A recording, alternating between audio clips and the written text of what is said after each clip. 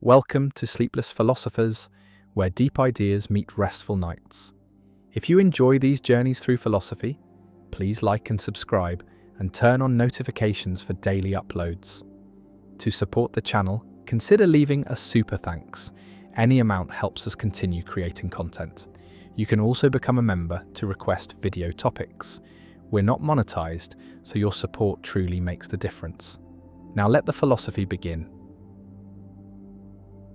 The knower paradox. There exists a peculiar sentence that seems to lead directly to contradiction, and this sentence states the knower is not known. And the question arises, is this sentence true or false? And both options lead to trouble, creating what is known as the knower paradox, a puzzle in epistemic logic that reveals tensions between knowledge, truth, and self-reference. Suppose the sentence "the knower is not known" is true. Then by definition of what the sentence says, the fact that the knower is not known is itself not known. It is a truth that escapes knowledge, but if this is a truth, then it is knowable. There is nothing incoherent about knowing that something is not known. We know many facts of the form. Nobody knows X. We know that nobody knows the exact number of grains of sand on all the Earth's beaches, and so if the knower is not known is true, then someone could know it. But if someone knows it, then they know that the knower is not known, which means the knower, the fact that the knower is not known, is now known. And this contradicts the content of the sentence, which states that this fact is not known. And so assuming the sentence is true leads to contradiction. Suppose instead that the sentence is false, then its negation is true, which means the knower is known, which means someone knows that the knower is not known. But if someone knows this, then the knower, the proposition that the knower is not known, is indeed not known becomes known. And so the sentence is true after all. And again, contradiction emerges. And so neither assuming the sentence is true, nor assuming it is false, leads to a consistent outcome. And the paradox resists resolution through ordinary logical means. The knower paradox is related to the liar paradox and other self-referential semantic paradoxes. But it involves knowledge rather than truth, and it shows that knowledge, like truth, cannot be fully captured within a single, consistent formal system without restrictions. That self-reference combined with epistemic notions generates instability, and the paradox has implications for epistemic logic, the formal study of knowledge and belief, because standard epistemic logics treat knowledge as a modality, a sentential operator that applies to propositions. And these logics typically assume that knowledge is factive. If you know P, then P is true. And that knowledge is transparent. If you know P, then you know that you know P. And these principles, which seem innocuous, interact with self-reference to produce paradoxes like the knower. One response to the knower paradox is to restrict self-reference, to prohibit sentences that refer to their own knowability status, much like Tarski's hierarchy of languages prohibits sentences that refer to their own truth. And on this approach, the knower is not known is not a genuine sentence, not a proposition with a truth value, but a piece of ill-formed language that violates the rules of proper semantic construction. And while this response avoids contradiction, it does so at the cost of limiting what can be said, of ruling out sentences that seem grammatically and conceptually well-formed. And it leaves open the question of why these restrictions should be imposed, whether they reflect genuine features of knowledge or are merely technical devices to preserve consistency.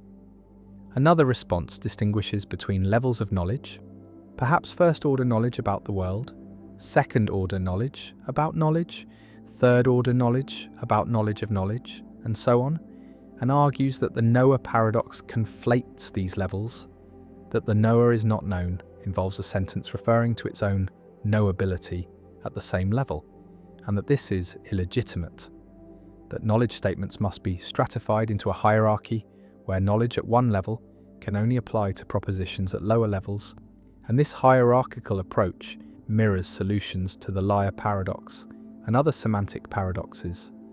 But it raises questions about whether ordinary knowledge attributions respect such hierarchies, whether in natural language we freely mix levels of knowledge without contradiction, and whether imposing hierarchies is a genuine solution or merely a way of avoiding the problem. Some philosophers embrace paraconsistent logic, systems that allow contradictions to exist without trivializing the entire system, without forcing the conclusion that everything is true. And in paraconsistent frameworks, the Noah paradox can be true and false simultaneously. The sentence can be both known and not known, and the contradiction is tolerated rather than resolved, contained within the logical system without spreading. And while this approach is radical, it has the advantage of taking the paradox at face value, of not dismissing it as ill-formed or illegitimate, but recognizing it as revealing something genuine about the limits of consistent reasoning about knowledge. The Noah paradox also connects to issues about the closure of knowledge under known entailment. The principle that if you know P and you know that P entails Q, then you know Q, because this principle, combined with the factivity of knowledge and certain assumptions about self-knowledge, can be used to derive paradoxes, and some epistemologists have questioned whether closure should be unrestricted, whether there are cases where you know P and know that P entails Q but do not know Q, perhaps because Q is a complicated consequence that you have not worked out, or because Q involves self-referential or paradoxical content that resists knowledge.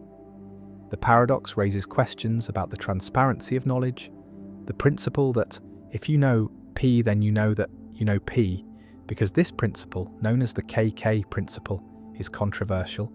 Some argue that it is too strong, that there are cases where you know something without knowing that you know it, perhaps because you're not introspectively aware of your knowledge, or because the recognition of knowledge requires second-order reflection that you have not performed.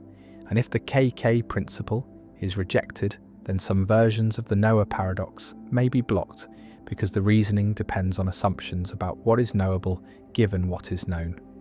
The Noah paradox sits alongside other epistemic paradoxes, the surprise examination paradox, Fitch's paradox, Moore's paradox, each revealing different tensions in our concepts of knowledge and belief, each challenging the assumption that these concepts can be fully formalized without residue, and together they suggest that knowledge is a more complex and less tractable notion than it appears, that self-reference and knowledge do not mix well, that there are limits to what can be known or consistently said about knowledge, and that the project of epistemic logic, while valuable, must navigate carefully around paradoxes that threaten its foundations.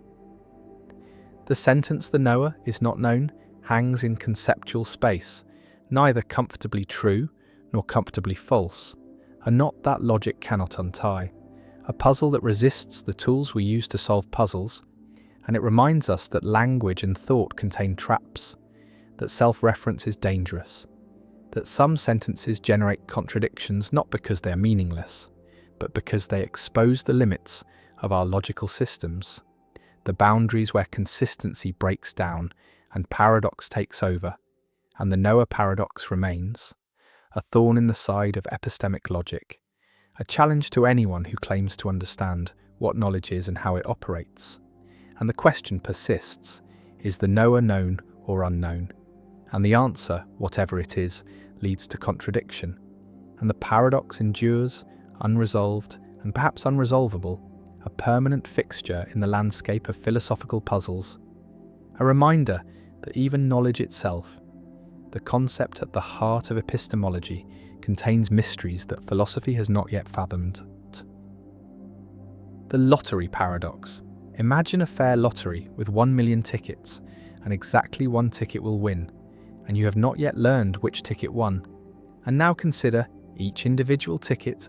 Ticket number 1 has a 1 in a million chance of winning, which means it has a 999,999 in a million chance of losing. And this is overwhelmingly probable, so probable that it seems rational to believe that ticket 1 will not win. And the same reasoning applies to ticket 2, ticket 3, and every other ticket. Each has a minuscule chance of winning and an enormous chance of losing, and so it seems rational to believe of each ticket that it will not win. But now a problem emerges. If you believe that ticket 1 will not win, and you believe that ticket 2 will not win, and you believe this for each of the million tickets, then it seems you should believe that no ticket will win, because belief is generally thought to be closed under conjunction. If you believe P and you believe Q, then you should believe P and Q. And by repeated application of this principle, if you believe of each ticket that it will not win, then you should believe that none of them will win. But you also know with certainty that exactly one ticket will win. This is a stipulated fact of the lottery, and so you believe both that no ticket will win and that some ticket will win. And these beliefs are contradictory, and so you hold contradictory beliefs, which seems paradigmatically irrational. Yet each individual belief, the belief that ticket 1 will not win, the belief that ticket 2 will not win, and so on, seems perfectly rational, justified by the overwhelming probability. And so the lottery paradox forces a choice between accepting that rational belief can be inconsistent, rejecting closure of belief under conjunction, or denying that high probability is sufficient for rational belief. The paradox was articulated by Henry Kaiberg in the 1960s, and it has generated an enormous literature in epistemology with various proposed solutions and no clear consensus. And the paradox reveals deep tensions in our ordinary thinking about belief, knowledge, probability, and rationality. Tensions that cannot be easily resolved without giving up some cherished principles or intuitions. One response is to reject closure, to argue that rational belief is not closed under conjunction, that you can rationally believe each of many propositions without rationally believing all of them together, especially when the propositions are probabilistic and the number of them is large. And this response aligns with the observation that the probability of a conjunction is the product of the probabilities of the conjuncts. And so even if each ticket has only a 1 in a million chance of winning, the probability that at least one ticket wins is certainty. And so there is a gap between the high probability of each individual proposition and the low probability of their conjunction. And this gap justifies believing each individual proposition while not believing their conjunction. Another response is to raise the threshold for rational belief, to argue that high probability is not sufficient for belief, that belief requires something stronger, perhaps near certainty or probability, above some higher threshold, like 99% or 99.9%. And if we raise the threshold high enough, then it will no longer be rational to believe of each ticket that it will not win, because the probability that it will not win, while high, is not high enough to meet the raised threshold. And so the paradox dissolves, because the initial premise that it is rational to believe of each ticket that it will not win is rejected. A third response distinguishes between degrees of belief or credence and full belief, arguing that we should assign high credence to the proposition that ticket 1 will not win, perhaps 99.9999%, but we should not fully believe it. And full belief is reserved for propositions that meet a higher standard, perhaps certainty or near certainty. And this response preserves the intuition that high probability matters for rationality, while avoiding the paradox by denying that high probability justifies full belief. Still another response embraces a kind of rational inconsistency, arguing that in certain situations it is rational to hold inconsistent beliefs, that consistency is not an absolute requirement of rationality, that the world is complex and uncertain, and our beliefs must reflect that uncertainty, even if it means tolerating some inconsistency. And this response aligns with the preface paradox, where an author rationally believes each claim in a book while rationally believing that not. All the claims are true, and both paradoxes suggest that closure of belief under conjunction is too strong a requirement, that it demands a kind of logical perfection that finite agents in uncertain environments cannot achieve. The lottery paradox also connects to debates about the nature of knowledge, because it seems clear that you do not know that ticket 1 will not win, even though you have excellent evidence for believing it. And this suggests that knowledge requires something more than justified true belief, perhaps a safety condition. The requirement that in nearby possible worlds where you believe PP is true, and in the lottery case there are nearby worlds where the lottery is run fairly and ticket one wins, in which your belief that ticket one will not win is false, and so your belief fails the safety condition and does not constitute knowledge, even if it happens to be true. The paradox has practical implications as well, because we constantly make decisions based on beliefs that have high but not maximal probability. We believe that the plane will not crash, that the medicine will work, that the bridge will not collapse, and in each case there is a small probability that our belief is false. Yet we act on these beliefs. We board the plane, take the medicine, cross the bridge, and if we refuse to believe or act on anything less than certainty, we would be paralyzed, unable to function in a world of uncertainty. And so, the lottery paradox is not merely an abstract puzzle, but a reflection of the epistemic situation we constantly face, the need to navigate between skepticism and credulity, between demanding too much certainty and accepting too little, between the logical ideal of perfect consistency and the practical necessity of acting on incomplete information. The million tickets sit in the urn, one will win, the others will lose, and reason seems to say both that we should believe of each that it will lose, and that we should not believe that all will lose.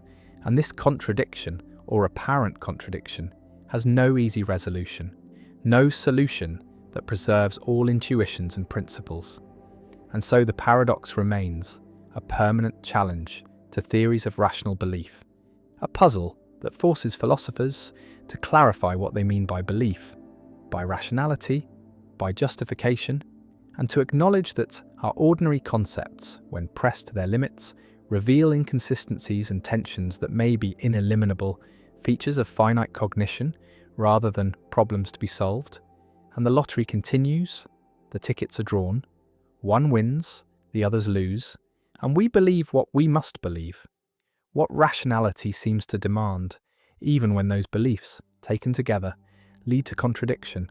And the paradox endures, a monument to the gap between logical perfection and epistemic reality, between what we ought to believe in principle and what we must believe in practice.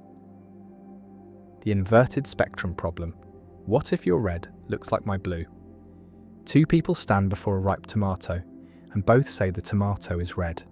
Both use the word correctly. Both learned colour terms in the same way, by being shown red objects and hearing the word red, and their colour vision is normal. Their eyes and brains function identically, and yet the question arises, do they see the same colour? Does the tomato produce the same subjective experience in both? Or could it be that what one person experiences as red, the other experiences as blue? That their colour experiences are inverted, their spectrums reversed, and yet because they learned language the same way, because red things produce the same relative patterns, they both call the same things red, and have no way of discovering that their experiences differ. And this is the inverted spectrum problem, a thought experiment that has troubled philosophers since Locke, a puzzle about whether subjective experiences are private, whether they could differ between people in ways that behavioural and physical evidence cannot detect, and whether such differences would matter, whether they would mean anything if they are undetectable in principle. Imagine spectrum inversion more precisely. Person A sees red things as having the experience that person B has when seeing blue things, and person A sees blue things as having the experience person B has when seeing red, and this inversion is systematic, extends across the entire spectrum. Green is inverted with purple, orange with indigo, and so on. And both people learned colour words by associating them with the experiences they actually have. So person A learned to call things red that produce the blue experience, and person B learned to call things red that produce the red experience, and their language use is identical, their behaviour indistinguishable, and the inversion is undetectable from the outside, cannot be discovered through any behavioural test, through any physical measurement, through any scientific investigation, because all the objective facts are the same. Only the subjective experiences differ. The inverted spectrum problem raises questions about the privacy of qualia, about whether subjective experiences are essentially first personal, accessible only to the person having them, and if spectrum inversion is possible, then qualia are private, are not reducible to anything public or objective, because two people with inverted spectrums have different qualia despite having identical physical states and identical behaviours.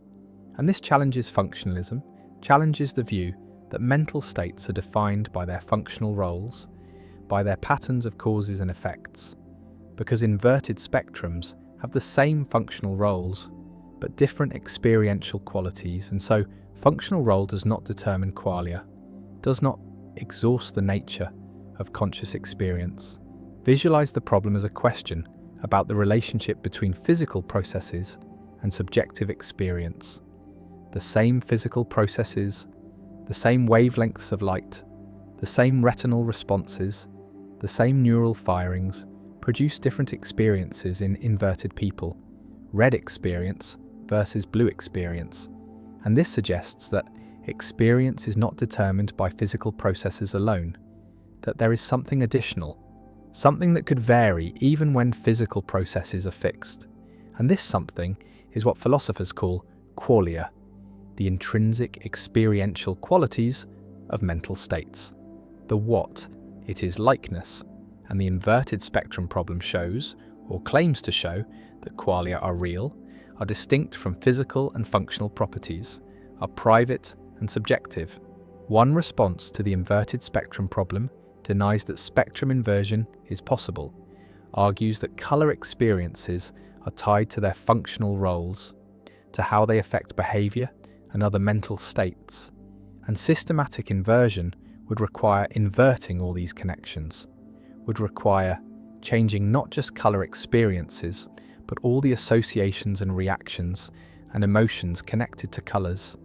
And once all these changes are made, the supposedly inverted person no longer has genuinely inverted experiences, but has the same experiences in a different functional network.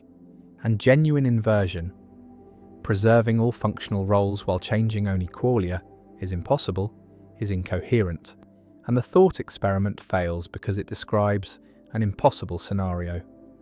Another response accepts that spectrum inversion is possible, but argues that it does not threaten functionalism or physicalism, because if inversion is undetectable in principle, then it is not a real difference, not a difference that matters, and science is concerned with objective differences, with differences that make a difference to behaviour or physical processes, and subjective differences that have no objective manifestation are not the kind of things science needs to explain, are not part of the natural world that science investigates.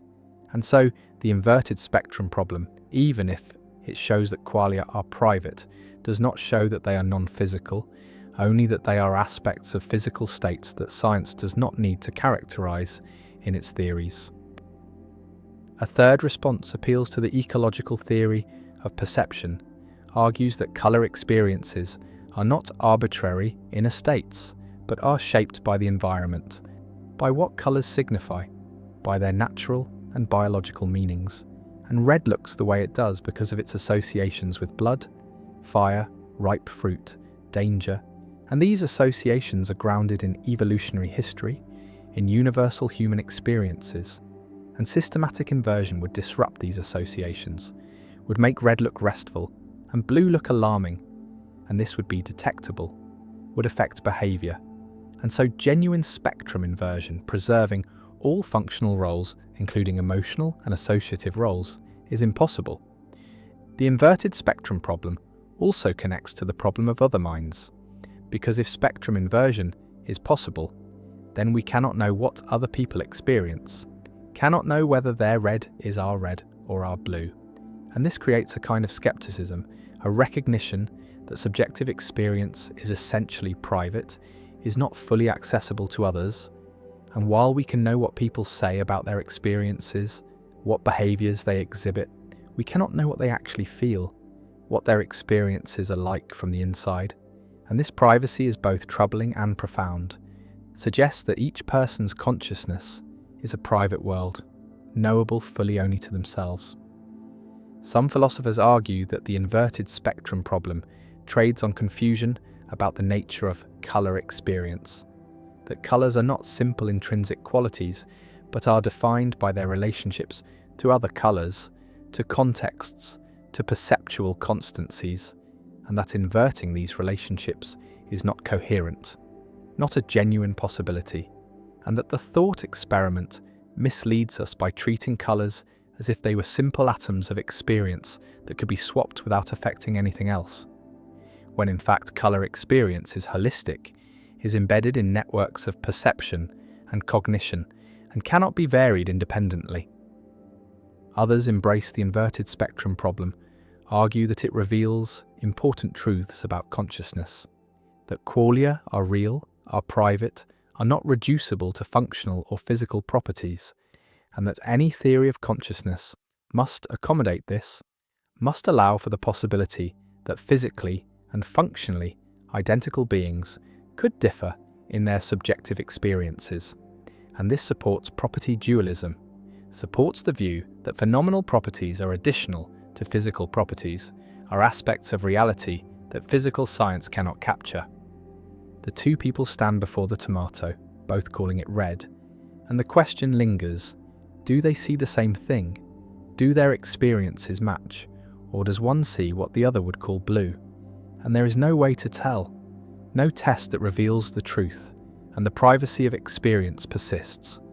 The possibility that our inner worlds differ in ways we cannot communicate, in ways language cannot capture, and the inverted spectrum problem remains, not solved, not refuted, not accepted, but persistent as a challenge to theories of mind, as a thought experiment that probes the nature of subjective experience, as a question about whether qualia are private, whether consciousness has aspects that resist objective description, and whether the inner life of another person is truly accessible or forever hidden behind the veil of their behaviour and their words. And the tomato remains red, called red by both, but whether they see the same red, whether their experiences converge or diverge behind the labels, remains uncertain, remains one of the enduring mysteries about the nature of consciousness and the privacy of subjective experience. The information paradox. What happens to information? When it falls into a black hole. A black hole forms when a massive star collapses. Its gravity becomes so intense that nothing can escape, not even light, and the boundary beyond which escape is impossible is called the event horizon, a spherical surface surrounding the black hole, and anything that crosses this horizon is lost forever, pulled inexorably toward the central singularity where density becomes infinite and the known laws of physics break down. And this seems straightforward. Black holes consume matter and energy. They grow as they absorb material, and information about what fell in is destroyed, erased from the universe. But this simple picture creates a profound paradox, because quantum mechanics insists that information cannot be destroyed, that the universe preserves a complete record of its state, that if you know the present perfectly, you can, in principle, reconstruct the past. And this principle of information conservation is fundamental to quantum theory, underlies the mathematics of quantum mechanics. And if information can be destroyed in black holes, then quantum mechanics is wrong, or incomplete, or requires modification. And this clash between black hole physics and quantum mechanics is the information paradox, first articulated clearly by Stephen Hawking in the 1970s and still not fully resolved despite decades of intense research. Imagine throwing a book into a black hole. The book contains information, words on pages encoding knowledge, and as the book falls toward the event horizon, it crosses that boundary and disappears. And an observer watching from outside can never retrieve the book, can never read its contents. The information seems lost, and if millions of books are thrown in, if stars and planets and entire galaxies are consumed, all that information vanishes and the black hole carries no record of what it ate.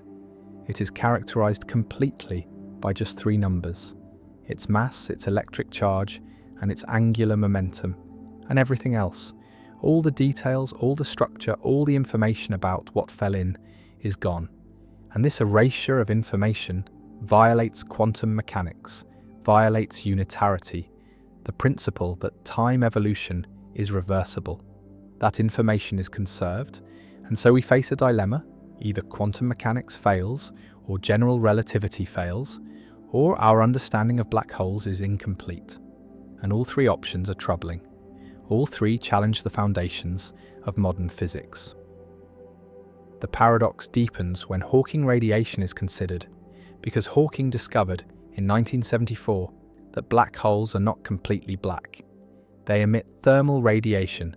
Due to quantum effects, near the event horizon, virtual particle pairs pop into existence just outside the horizon.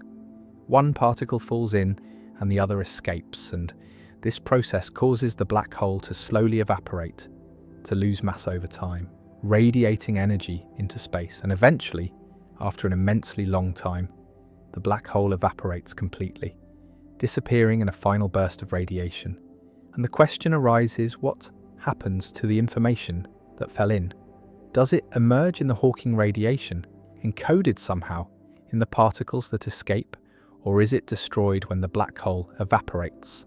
And Hawking initially argued that information is lost, that the radiation is purely thermal, completely random, carrying no information about what fell in. And this conclusion shocked the physics community, contradicted quantum mechanics, and triggered a debate that has lasted decades.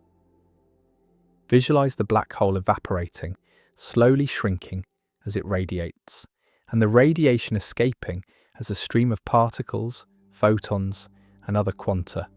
And these particles are hot, thermal, their properties determined by the black hole's temperature, and temperature is statistical, depends only on energy, not on the details of what produced the radiation.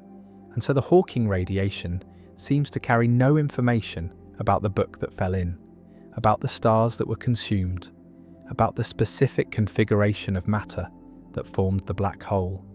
And if the radiation carries no information, then when the black hole evaporates completely, when the last bit of mass is radiated away and the black hole vanishes, the information is gone, erased from the universe, and quantum mechanics is violated. And this is Hawking's original conclusion: information is lost. And this creates the paradox. Many physicists rejected this conclusion, argued that information must somehow be preserved, that the radiation must carry subtle correlations, quantum entanglements that encode the information in ways that are not obvious, that appear thermal locally but contain hidden structure globally. And this view, that information is preserved, requires that the Hawking radiation is not purely thermal but contains incredibly subtle quantum correlations that encode everything that fell in. And these correlations would be fantastically complex, impossible to detect in practice, but they must exist to preserve unitarity, to maintain consistency with quantum mechanics. And this led to proposals about how information might escape, perhaps through quantum corrections to Hawking's calculation, perhaps through the interior structure of black holes being more complex than classical general relativity suggests, perhaps through the holographic principle, which says that all information in a region of space can be encoded on its boundary. And so information that falls into a black hole is actually stored on the event horizon, not lost inside, and gradually released as the black hole evaporates. The debate between information loss and information preservation became one of the most important controversies in theoretical physics, with Hawking on one side arguing for loss, and most of the quantum mechanics community on the other arguing for preservation, and the stakes were high. If information is lost, then quantum mechanics needs revision. If information is preserved, then general relativity, or our understanding of black hole interiors, needs revision, and either way, fundamental physics faces a crisis. And the paradox drove research in string theory, quantum gravity, holography, and black hole thermodynamics. And gradually, a consensus emerged that information is probably preserved, that Hawking radiation is not purely thermal, but carries information in subtle quantum correlations, though the details of how this works remain contentious and incomplete. Hawking eventually conceded the argument, famously changed his mind in 2004, and admitted that information is probably preserved, though he did not provide a complete mechanism, and the information paradox remains partially resolved. The community believes information is preserved, but lacks a complete detailed understanding of how information encoded in matter that falls into a black hole is transferred to the Hawking radiation that comes out.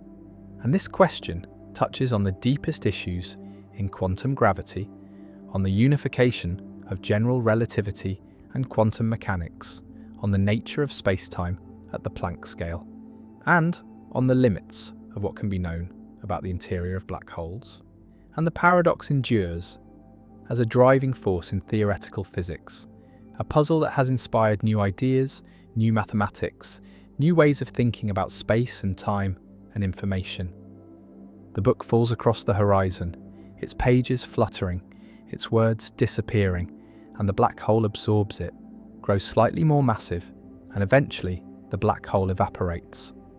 Hawking radiation streaming out, particles escaping, and somewhere in that radiation, encoded in correlations too subtle to detect, the information about the book survives, preserved by the laws of quantum mechanics, hidden but not destroyed. And the paradox resolves, not by destroying information, but by recognizing that black holes are more subtle than they seem, that the event horizon is not a simple boundary, but a complex quantum surface, that the interior is not a simple void, but a region where space-time and quantum mechanics intertwine in ways we are only beginning to understand.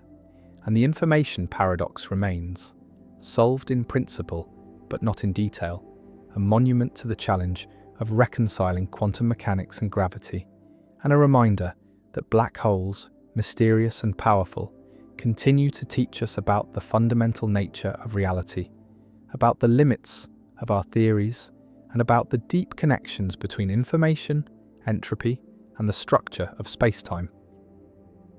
The is-ought problem, why facts cannot tell us what to do. Science describes the world, tells us what is, what exists, how things work, the laws of nature, the facts about atoms and organisms and stars, and these descriptions are supported by evidence, by observation and experiment, and they are objective, true or false, regardless of what anyone thinks or wants. And ethics prescribes action, tells us what ought to be, what we should do, what goals to pursue, how to treat others, and these prescriptions are normative, involve value and obligation. And the question that has haunted philosophy since David Hume raised it in 1739 is whether we can derive ought from is, whether we can move from factual premises to moral conclusions, whether what exists tells us anything about what should exist. And Hume's answer was no. There is a gap, an unbridgeable chasm between descriptions and prescriptions, between facts and values, between is and ought, and no amount of purely factual information can tell us what we should do. And this is the is-ought problem, sometimes called Hume's guillotine, because it cuts moral reasoning off from empirical inquiry, separates facts from values, and leaves us wondering how moral knowledge is possible if it cannot be derived from facts about the world.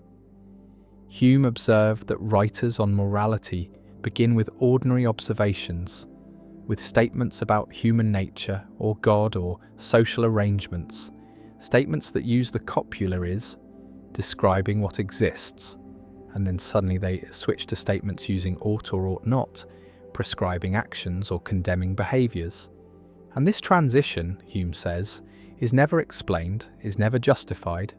The writers seem to assume that the ought follows from the is, that because things are a certain way we should act in a certain way, but this assumption is invalid. The ought does not follow.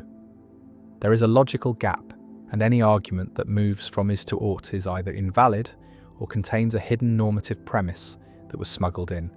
And if all moral arguments ultimately rest on normative premises that cannot be derived from facts, then moral reasoning is fundamentally different from empirical reasoning, is based on values or sentiments or intuitions that are not themselves factual claims. Visualize an argument that tries to derive ought from is. Suppose someone says humans are naturally cooperative. This is a factual claim about human psychology, and then concludes, therefore, we ought to cooperate, a normative claim about how we should behave. And Hume's challenge is to explain how the conclusion follows from the premise, what licenses the move from description to prescription, and the argument seems to assume that what is natural is good, that we should act in accordance with our nature. But this assumption is itself a normative claim, a hidden ought premise, and if we make it explicit, the argument becomes humans are naturally cooperative, and we ought to act according to our nature. Therefore we ought to cooperate. And now the argument is valid, but it rests on a normative premise, the claim that we ought to act according to our nature. And this premise cannot be derived from facts about what human nature is. It is a value judgment, an ought claim, and so the original argument either was invalid or contained a hidden normative premise.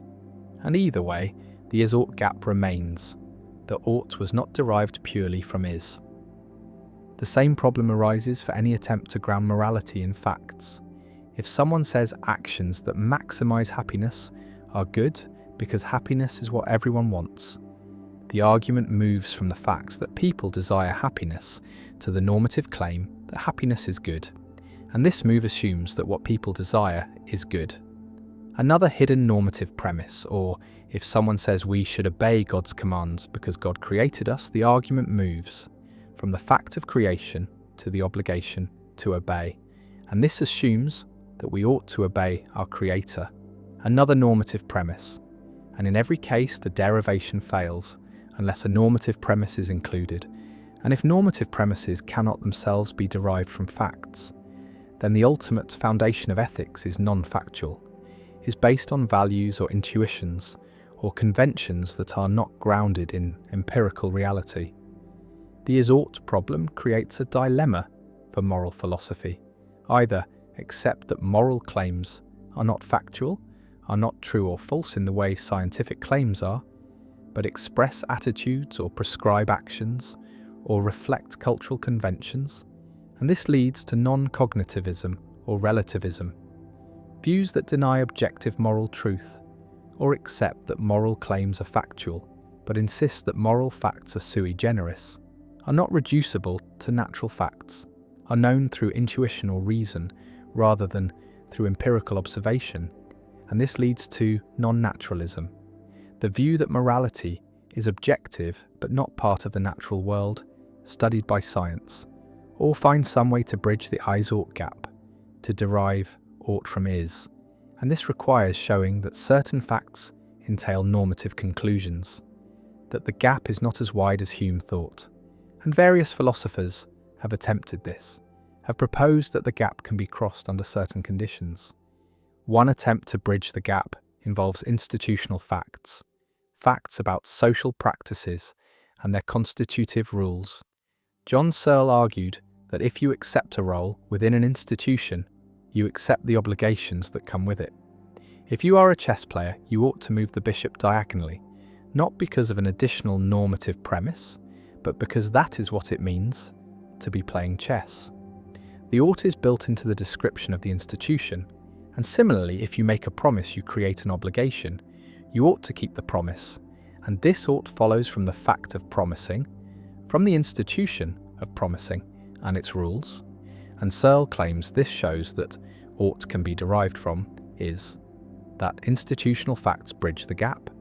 But critics respond that this only works if you already accept the institution, already grant that you ought to follow its rules, and so the normative premise is still there, hidden in the acceptance of the institution.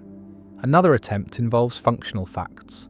Facts about what things are for. Philippa Foot and others argue that living things have natural functions. Hearts are for pumping blood, eyes are for seeing, and organisms can be evaluated by how well they fulfill their functions. A good heart pumps blood efficiently, a defective heart does not, and humans have functions too, and virtues are traits that enable humans to flourish, to live well, and so we ought to develop virtues, and this ought to follows from facts about human nature and human flourishing. But critics respond that this assumes flourishing is good, assumes that we ought to pursue the goals set by our nature, and these assumptions are normative, are not themselves derived from facts about what human nature is, and so the gap remains. Visualize the gap as a chasm. On one side stand all the facts, all the truths about how the world is, what exists, how things behave, and on the other side stand all the norms, all the truths about what ought to be, what we should do, what goals are worth pursuing. And Hume's claim is that no bridge connects the two sides, that you cannot start with facts alone and reach the norms, that any path from one side to the other requires a leap, requires introducing a normative premise that is not itself factual, and this chasm separates science from ethics, separates empirical inquiry from moral philosophy, and raises the question of how we can have moral knowledge if morality is not grounded in facts. The is-ought problem has implications for moral realism, for the claim that moral truths exist objectively, because if moral truths cannot be derived from natural facts, then what are they? How do we know them? And moral realists divide into naturalists who deny the gap and claim that moral facts are natural facts, and non-naturalists who accept the gap and claim that moral facts are sui generis, are known through intuition or reason, and both positions face challenges. Naturalists must explain how to bridge the gap, must show how ought follows from is, and non-naturalists must explain how we perceive non-natural moral facts, how these facts relate to natural facts, and whether morality can play any causal or explanatory role if it is separate from nature. The problem also affects applied ethics, because if we cannot derive ought from is then scientific information, alone cannot tell us what to do, cannot settle moral questions.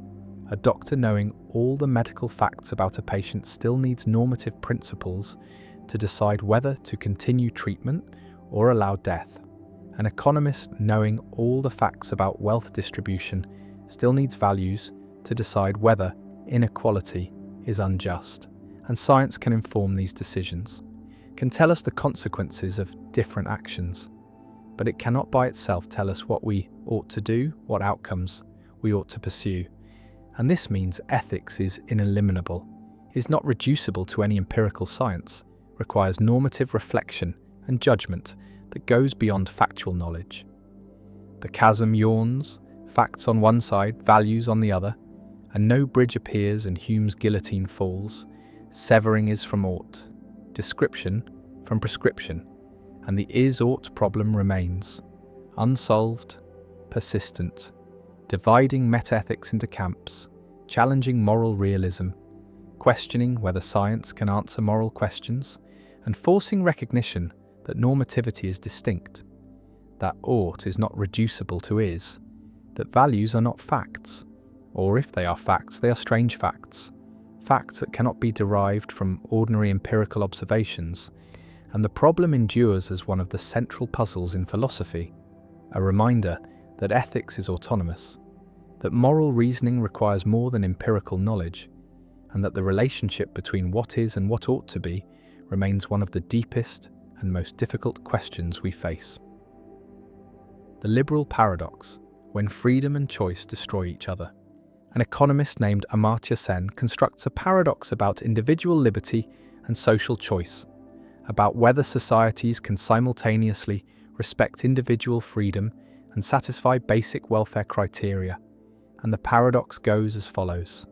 Suppose society values individual freedom, values the principle that each person should be decisive over certain personal matters, should have sovereignty over a domain of choices, perhaps what to wear or what to read or how to live, and call this principle minimal liberalism, the requirement that each individual has at least one pair of alternatives where their preference determines social choice.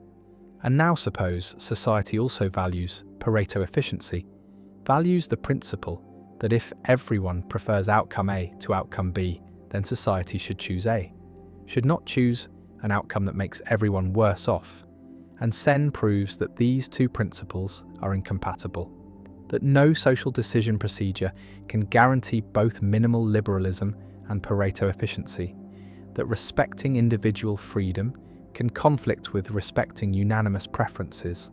And this is the liberal paradox, also called the impossibility of a Paretian liberal, a demonstration that liberal values contain internal tensions, that freedom and welfare can conflict, that respecting individual choice over personal matters can lead to outcomes that everyone prefers to avoid. And the paradox has generated enormous literature, has sparked debates about the nature of rights, about whether rights are absolute or can be traded, about how to resolve conflicts between liberty and welfare, and the liberal paradox remains one of the most important results in social choice theory, remains a challenge to liberal political philosophy. Imagine a specific example. Two people, call them Prude and Lewd, and a book, and Prude prefers that no one read the book, finds it offensive, would be most satisfied if neither reads it. And second best for Prude is if Prude reads it rather than Lewd reading it, because at least then Prude can argue against it from first-hand knowledge, and worst for Prude is if Lewd reads it while Prude does not. And Lewd has opposite preferences, most prefers that Prude read the book, because Lewd thinks Prude needs liberalising.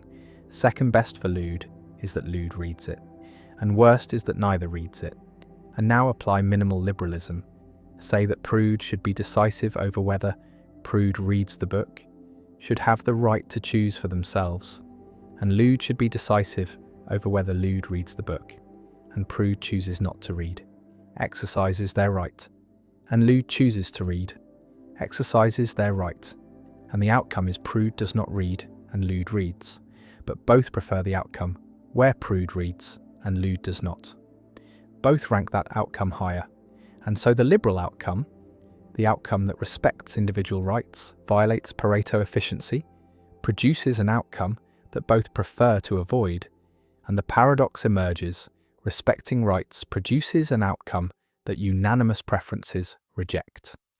The liberal paradox demonstrates that rights and welfare can conflict, that giving individuals control over personal matters can lead to collectively worse outcomes. And this challenges the assumption that liberalism is coherent, that respecting freedom always improves welfare, and Sen's paradox shows that this is false, shows that freedom and welfare can diverge, that societies face trade-offs between respecting rights and respecting preferences, and different resolutions prioritize differently. Some prioritize rights and accept that Pareto improvements may be blocked, accept that unanimous preferences may be overridden by individual sovereignty, and other resolutions prioritize welfare and accept that rights may be violated when everyone would benefit, and neither resolution is fully satisfying. Both involve accepting tensions within liberal values. Visualize the paradox as revealing a cycle. Individual rights produce an outcome, unanimous preferences reject that outcome and prefer an alternative. But that alternative violates individual rights, and we are stuck cannot satisfy both rights and preferences simultaneously. And this cycle shows that liberalism contains contradictions, that its commitments can conflict, and resolving the conflict requires prioritizing, requires deciding whether rights or welfare is more fundamental, and different liberal theories answer differently. Rights-based liberalism prioritizes rights and accepts welfare losses. Welfare-based liberalism prioritizes welfare and accepts rights violations, and no theory satisfies both perfectly. One response to the liberal paradox argues that the problem is with the specification of rights, that the rights in Sen's example are meddlesome, are concerned with what others do, and proper rights are self-regarding, are concerned only with what you do, not with what others do. And if rights are limited to self-regarding matters, then the paradox may not arise, then respecting rights may be compatible with Pareto efficiency. And this response requires distinguishing between self-regarding and other regarding preferences, between preferences about your own life and preferences about others' lives. And liberalism protects the former, but not the latter, And this resolves the paradox by restricting the domain of rights, by denying that Prude has a right to prevent Lude from reading, even if Prude prefers that outcome. Another response accepts the paradox, accepts that rights sometimes block Pareto improvements, and argues that this is acceptable, that rights are constraints on social choice, are not mere preferences to be aggregated, but are protections that cannot be violated, even for welfare gains.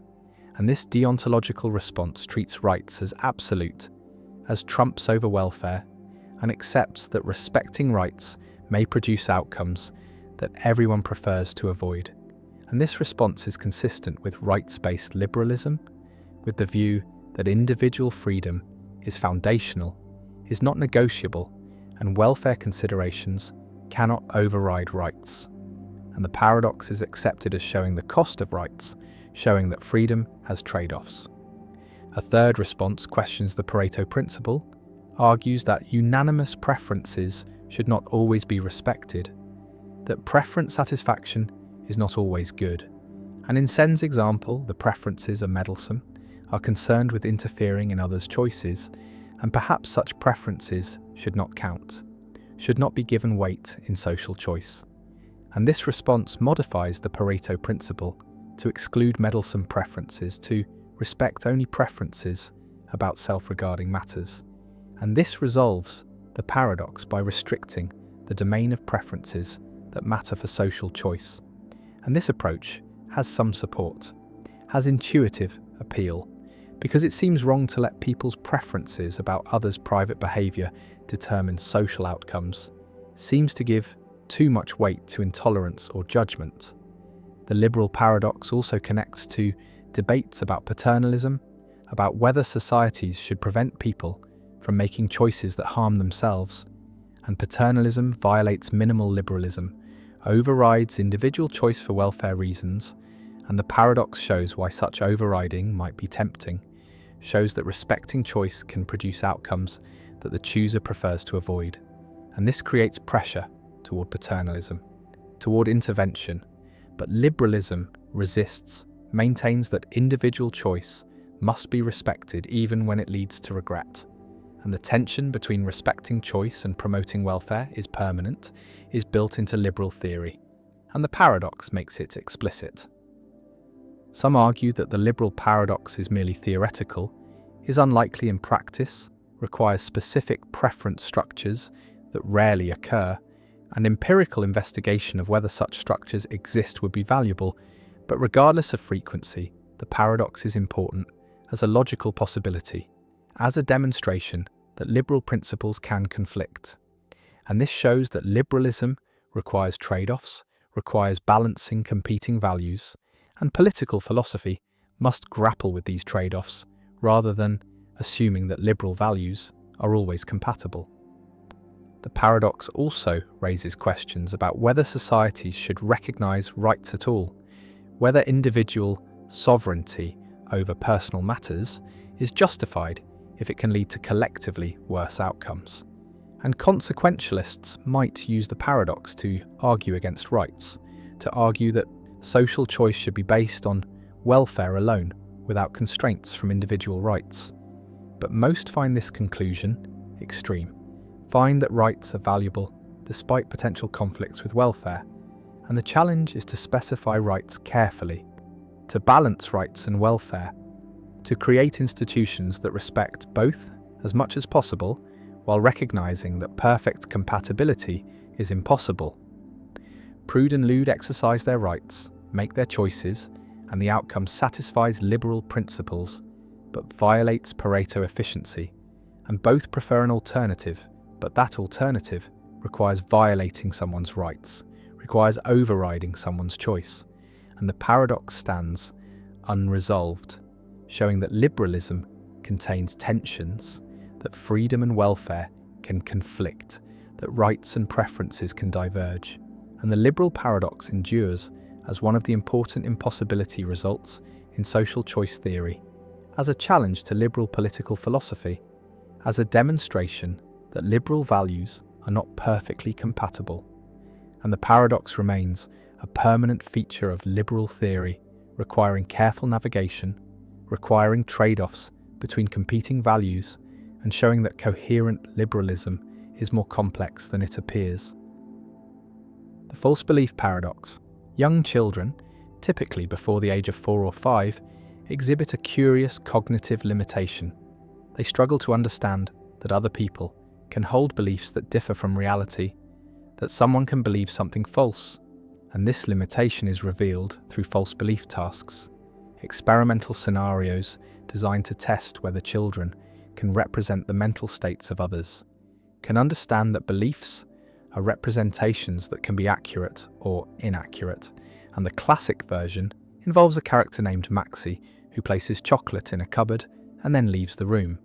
And while Maxie is gone, his mother moves the chocolate to a drawer. And when Maxie returns, children are asked where Maxie will look for the chocolate. And young children, those who have not yet developed what psychologists call theory of mind, say that Maxie will look in the drawer where the chocolate actually is, failing to recognize that Maxie's belief, formed when the chocolate was in the cupboard, has not been updated, that Maxie still believes the chocolate is in the cupboard even though this belief is now false. This failure to attribute false beliefs to others might seem like a simple developmental limitation, a matter of cognitive immaturity that children outgrow, but it raises deep philosophical questions about the nature of belief, the development of self-consciousness, the relationship between mind and world, and whether the ability to represent false beliefs is necessary for full-fledged thought and agency. And some philosophers have argued that the false belief paradox reveals something fundamental about the structure of cognition, that understanding false belief requires a kind of meta-representational ability, the capacity to represent representations, to think about thoughts, to hold in mind simultaneously what is the case and what someone believes to be the case. And this capacity emerges relatively late in development and may be unique to humans or shared only with a few other cognitively sophisticated species. The paradox takes its name from the tension between two facts. On the one hand, beliefs are defined by their representational content, by what they are about, and this content can be accurate or inaccurate, true or false. And so the possibility of false belief seems built into the very concept of belief, seems to be part of what makes beliefs different from mere sensations or reflexes. And on the other hand, young children seem unable to grasp this possibility, seem to treat beliefs as transparent to reality, as if what someone believes must be what is actually the case, and this suggests that the full concept of belief, the concept that includes the possibility of misrepresentation, is not innate but develops over time, requiring both cognitive maturation and social experience. The false belief paradox also appears in philosophical discussions of self-knowledge and first-person authority, because while young children struggle to attribute false beliefs to others, they seem to have access to their own beliefs in a more direct way. They can report what they believe without needing to infer it from evidence, and this asymmetry between first-person and third-person belief attribution raises questions about whether beliefs are fundamentally different when considered from the inside versus the outside.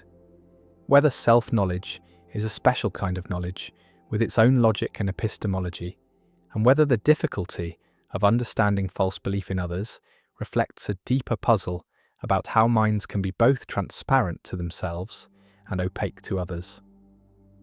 Some philosophers have connected the false belief paradox to issues of rationality and acrasia, the puzzle of how someone can act against their own better judgment, can believe that an action is wrong or foolish, and yet perform it anyway, because understanding acrasia seems to require the ability to represent conflicting mental states, to hold in mind both what one judges to be best and what one is inclined to do, and this ability may depend on the same meta-representational capacity that underlies the understanding of false belief, the capacity to separate belief from reality, to recognize that mental states are states that can be at odds with each other or with the world.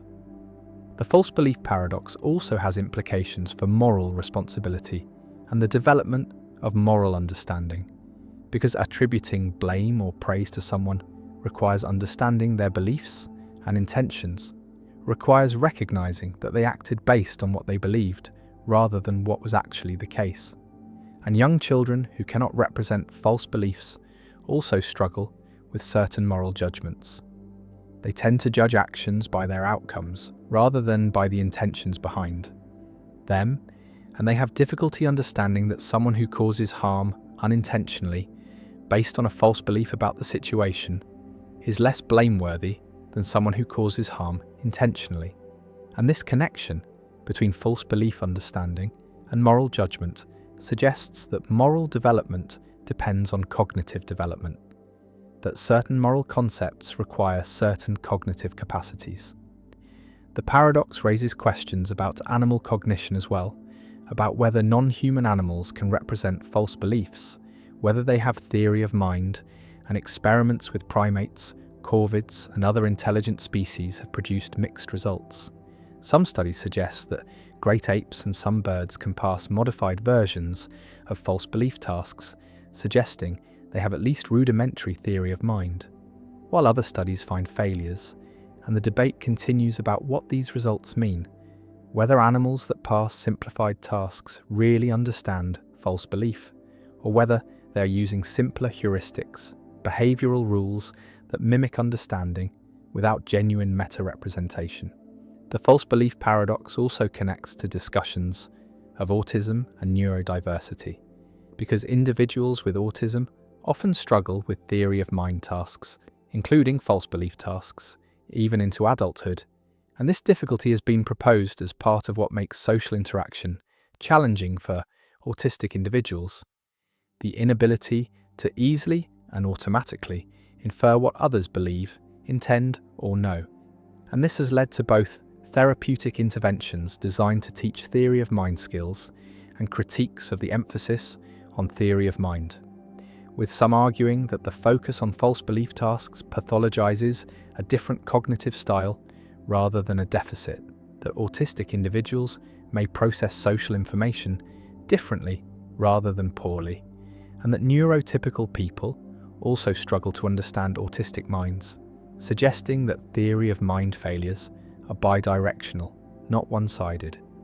The paradox persists as a puzzle about the nature of mind and the development of mental concepts, about how humans come to understand that minds are representational, that beliefs can be false, that people act based on what they think rather than what is, and the failure of young children to grasp false belief reveals something profound about cognition, that the ability to represent misrepresentation is not simple or automatic, but requires a developmental achievement, a cognitive leap that transforms how we understand ourselves and others.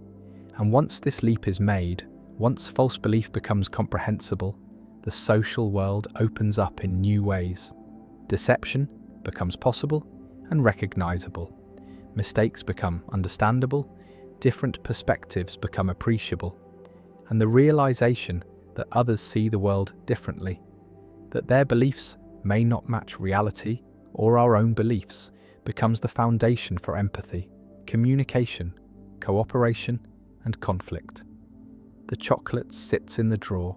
Maxie believes it is in the cupboard, and the child must hold these two facts in mind simultaneously, must represent reality and represent Maxie's representation of reality, and for the young child this is impossible. The two collapse into one, belief and reality merge, and Maxie must look where the chocolate is, not where he believes it to be. And the child's answer reveals a mind that has not yet learned to separate map from territory, representation from represented, belief from truth.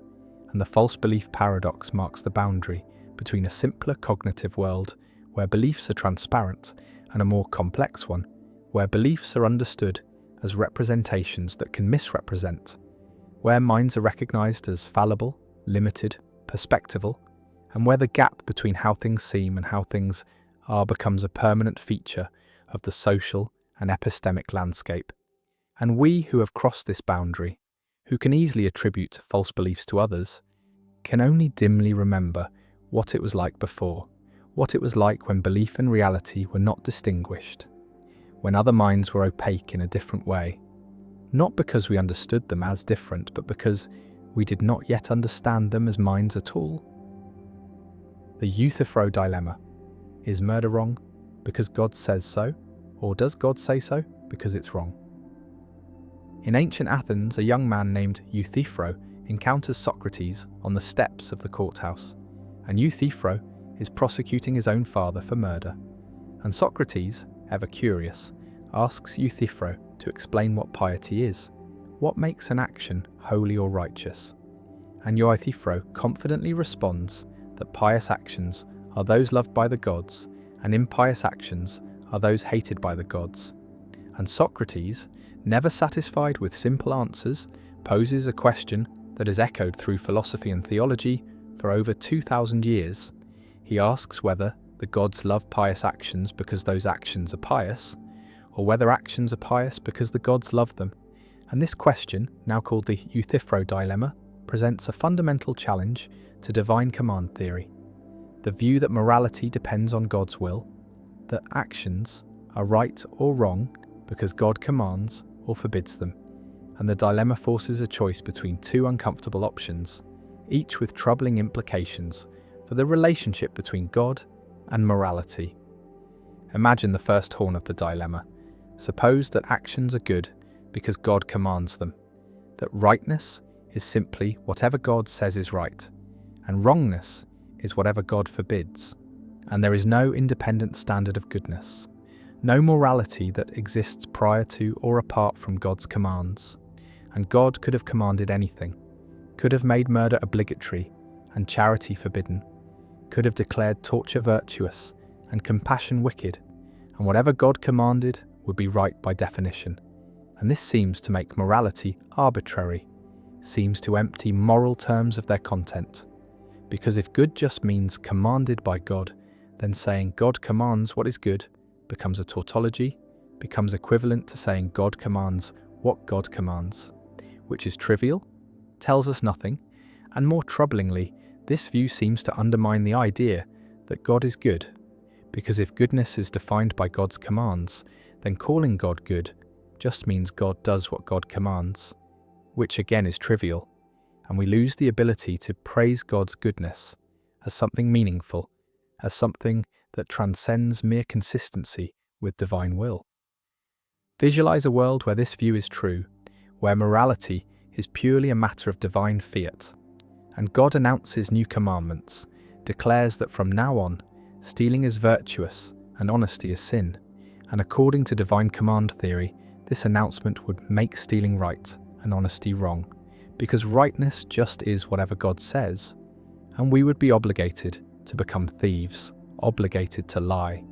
And this seems absurd, seems to violate our deepest moral intuitions, because we feel that stealing and lying are wrong for reasons that have nothing to do with commands, that they harm people, violate trust, undermine cooperation, and these reasons would exist even if God commanded otherwise. And so morality seems to have a structure, a logic that cannot be altered by divine decree. And this suggests that the first horn of the dilemma is unacceptable, that we should reject the idea that actions are good merely because God commands them. Now consider the second horn. Suppose that God commands actions because those actions are good, that there is an independent standard of goodness, a moral truth that exists prior to God's commands. And God, being perfectly good and perfectly wise, recognizes this moral truth and commands accordingly. And God commands charity because charity is good, forbids murder because murder is bad, and the goodness and badness exist independently of the commands. And this seems more plausible, seems to preserve the meaningfulness of moral language and the praiseworthiness of God's goodness. But it creates a different problem, because if moral truth is independent of God, then God is not the ultimate source of morality. God does not create right and wrong, but merely recognizes and reveals them. And there is something above God, a standard of goodness to which even God is subject. And this seems to limit God's sovereignty, seems to place constraints on divine power and authority, and many theologians find this unacceptable, argue that nothing can be above God, that God is the ultimate reality, the ground of all being, and making morality independent of God seems to dethrone God, to reduce God to a mere messenger of moral truths that exist on their own. The dilemma presents a forced choice: either accept that morality is arbitrary, dependent on God's will, capable of being anything God decrees, or accept that morality is independent of God, existing prior to divine commands, limiting God's sovereignty. And neither option is attractive to believers who want to say both that God is the source of morality and that God's commands reflect genuine moral truth rather than arbitrary preference. And various theological and philosophical responses have been proposed over the centuries, attempting to escape between the horns to find a position that preserves both divine sovereignty and moral objectivity. One response associated with medieval theologians like Duns Scotus embraces the first horn, accepts that morality depends entirely on God's will, and bites the bullet on arbitrariness, arguing that God's commands are not arbitrary in any problematic sense because God is perfectly rational and benevolent. And while God could have commanded otherwise, God would never do so. And God's nature ensures that divine commands will align with what promotes flourishing and well-being. And so while morality is ultimately grounded in God's will, it is not random or capricious. And this response tries to have it both ways, tries to say that morality depends on God's will, but is still stable and reasonable because God's character is stable and reasonable. But critics argue that this just pushes the problem back, because now we are saying God's character is good. And what does good mean here? If goodness is defined by God's will, then saying God's character is good is circular. And if goodness is independent, then we are back on the second horn. Another response associated with Aquinas and natural law theory embraces the second horn but softens it, argues that moral truth is not independent of God but is part of God's nature, is rooted in the divine essence, and God's commands reflect God's eternal nature rather than arbitrary choices. And goodness is not external to God but internal, is what God is, and God commands what is good because God is goodness itself. And this unites God and morality, makes them inseparable, avoids both arbitrariness and external constraint. But critics argue that this is just wordplay, that if moral truth is part of God's nature, then it is still independent in the relevant sense, still not something God creates or controls, and the question remains whether God could have had a different nature. And if so, we are back to arbitrariness. And if not, then something constrains God's nature, something makes God's nature what it is, and we are back to external constraints. A third response from some modern philosophers rejects the dilemma entirely, argues that it presents a false choice, that it assumes moral realism, assumes that moral truths exist objectively, either dependent on God or independent, but perhaps moral truth is neither. Perhaps morality is a human construction, a set of norms we create to facilitate cooperation, and God's role is to guide this construction, to reveal which norms best serve human flourishing, and this avoids both horns by denying the assumption that moral truth exists in any absolute sense, but it creates new problems, makes morality relative or subjective, undermines the claim that moral truths are objective facts that God knows and humans can discover, and many find this solution worse than the original dilemma.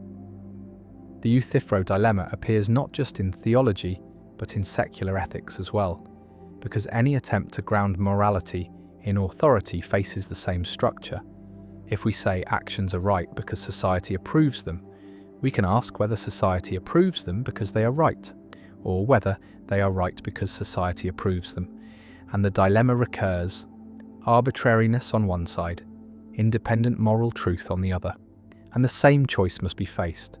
And this suggests that the dilemma is not specifically about God, but about the relationship between authority and morality, about whether moral truth can be grounded in will, in decision, in command, or whether it must exist independently of any authority, answerable to reason or nature or some other source. Socrates stands on the courthouse steps, questioning Euthyphro, probing the foundations of piety, and the young man's confidence wavers. His simple answer unravels, and the dilemma emerges, stark and unavoidable. And 25 centuries later, the question remains: does God command the good because it is good, or is it good because God commands it? And theologians and philosophers continue to debate, continue to propose solutions, continue to struggle with a choice that seems to force a sacrifice, either God's sovereignty or morality's objectivity, either divine authority or moral truth. And the dilemma persists, unresolved, a permanent fixture in philosophy of religion, a challenge to anyone who wants to ground ethics in divine will, and a reminder that even the most fundamental questions about the source of right and wrong, about the relationship between God and goodness, about whether morality is created or discovered, remain open, remain contested, and the young Euthyphro walks away confused, and Socrates continues to question, and the dilemma remains, waiting to challenge every new generation of believers and philosophers who confront the ancient problem of how God and morality relate. The Galileo paradox. Galileo Galilei, in his final work Discorsi e dimostrazioni matematiche, presented a paradox about infinite quantities that anticipates later discoveries in set theory and challenges intuitions about size and comparison. And the paradox concerns the relationship between the natural numbers and the perfect squares, and Galileo observed that every natural number has a unique perfect square, obtained by multiplying the number by itself. And conversely, every perfect square corresponds to a unique natural number, its square root. And so there is a one-to-one correspondence between the natural numbers and the perfect squares, suggesting that there are just as many perfect squares as natural numbers, and yet the perfect squares are a proper subset of the natural numbers. Most numbers are not perfect squares. 1 is a square, 2 is not, 3 is not, 4 is a square, 5 is not, and so on, with squares becoming increasingly sparse as numbers grow larger. And this suggests that there are fewer perfect squares than natural numbers. And so Galileo's paradox is that the perfect squares seem to be both equal in number to the natural numbers by virtue of the one-to-one correspondence, and fewer in number by virtue of being a proper subset. And these two conclusions contradict each other, or seem to. And Galileo concluded that the concepts of equal, greater, and less do not apply to infinite quantities, that infinity transcends these comparisons, that we cannot meaningfully say that one infinite collection is larger or smaller than another. The paradox remained unresolved for centuries until the development of set theory by Georg Cantor in the late 19th century, and Cantor provided a systematic way to compare infinite sets, defining two sets to have the same cardinality if there exists a one-to-one correspondence between them, a bijection that pairs each element of one set with a unique element of the other. And under this definition, the natural numbers and the perfect squares have the same cardinality, both are countably infinite, both can be enumerated in a sequence, and the fact that the perfect squares are a proper subset of the natural numbers does not imply that they have a smaller cardinality, because infinite sets can be placed in one-to-one correspondence with proper subsets of themselves. And this property, far from being a contradiction or paradox, is the defining characteristic of infinite sets, the feature that distinguishes them from finite sets where proper subsets always have strictly smaller cardinality. Cantor went further, showing that not all infinite sets have the same cardinality, that there is a hierarchy of infinities, that the set of real numbers is uncountably infinite, larger in a precise technical sense than the set of natural numbers. And this hierarchy extends infinitely upward, each level of infinity giving rise to larger infinities through power set constructions. And so, While Galileo's paradox shows that some infinite sets are equal in size despite one being a proper subset of the other, it does not follow that all infinite sets are equal, and the study of different sizes of infinity, of cardinal arithmetic, became a central part of set theory and mathematical logic. Galileo's paradox also raises philosophical questions about the nature of mathematical objects and the applicability of mathematics to the physical world, because if infinite sets have properties that violate finite intuitions, if the part can be equal to the whole when infinity is involved, then perhaps infinite quantities are not genuine quantities at all, but merely symbolic manipulations, mathematical fictions useful for certain purposes, but not corresponding to anything real. And this nominalist or instrumentalist view treats infinity as a convenient idealization rather than a description of actual totalities, and it sidesteps the paradox by denying that infinite collections exist, and so the paradox has no physical significance. It is merely an artifact of extending finite concepts beyond their proper domain. Others embrace the reality of infinite sets, arguing that mathematical objects exist independently of physical instantiation, that the natural numbers and the real numbers are abstract entities with determinate properties, and that Galileo's paradox reveals not a flaw in mathematics, but a truth about infinity, that infinite collections behave differently from finite collections, and that our intuitions, shaped by experience with finite quantities, must be revised when dealing with infinity.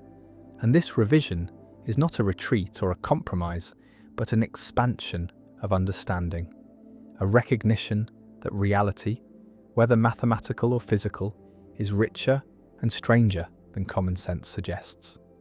The paradox also appears in physics and cosmology, in discussions of whether the universe is spatially infinite, whether it contains infinitely many galaxies, infinitely many stars, infinitely many particles, and if so, whether these infinities can be compared, whether one infinite quantity is larger than another, and whether operations like addition or subtraction are well defined for infinite quantities. And these questions do not have obvious answers. They depend on the mathematical framework used to describe the universe, on assumptions about the structure of space-time, and on whether infinite sets in mathematics correspond to infinite collections in reality. Galileo's paradox was one of the first systematic explorations of infinity, one of the first attempts to rigorously analyze what it means for a collection to be infinite, and it anticipated many of the insights that would later be formalized in set theory, and Galileo's conclusion that the usual comparisons of size do not apply to infinite quantities was both right and wrong. Wrong in that infinite sets can be compared, and some are larger than others, but right in that infinite sets do not obey the same rules as finite sets, that the part can be equal to the whole, that addition and subtraction of infinite quantities are not straightforward, and that intuition trained on finite examples is an unreliable guide.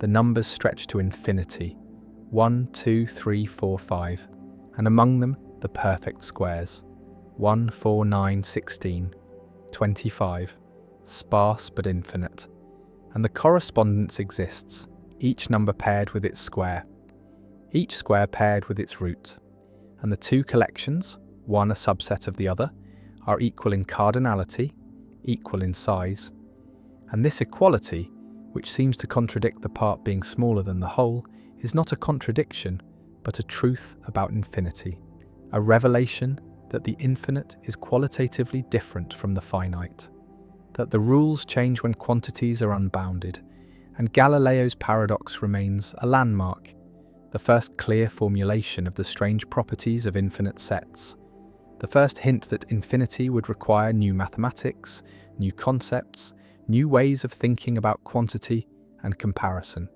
and the paradox endures, not as a problem to be solved, but as a lesson learned, a demonstration that infinity is not a large number, but a different kind of thing entirely, and that understanding it requires abandoning intuitions that serve us well in the finite realm, but mislead us when we venture into the infinite. The flicker of freedom, the tiny space where choice still lives. A philosopher examines Frankfurt's counterexamples, the cases where a person acts on their own, but could not have done otherwise because an intervener would have prevented any alternative. And Frankfurt argues these cases show that responsibility does not require the ability to do otherwise, that alternate possibilities are not necessary for free will. But philosopher Robert Kane and others have identified something Frankfurt missed, a detail in the structure of the cases that preserves a tiny alternative, a flicker of freedom, a moment where the person could have begun to choose differently before the intervener stopped them. And this flicker, though tiny, though insufficient to constitute full alternative action, might be enough to ground responsibility, might show that Frankfurt's cases do not actually eliminate alternatives, but only limit them. And if the flicker is necessary for responsibility, then the principle of alternate possibilities survives in modified form, requires not robust alternatives, but only minimal alternatives, only flickers. And this is the flicker of freedom argument, the observation that Frankfurt cases contain residual alternatives, tiny spaces where choice still operates.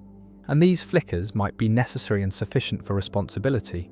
And the debate about Frankfurt cases becomes a debate about whether flickers matter, whether tiny alternatives count, whether responsibility requires robust alternatives or only minimal ones.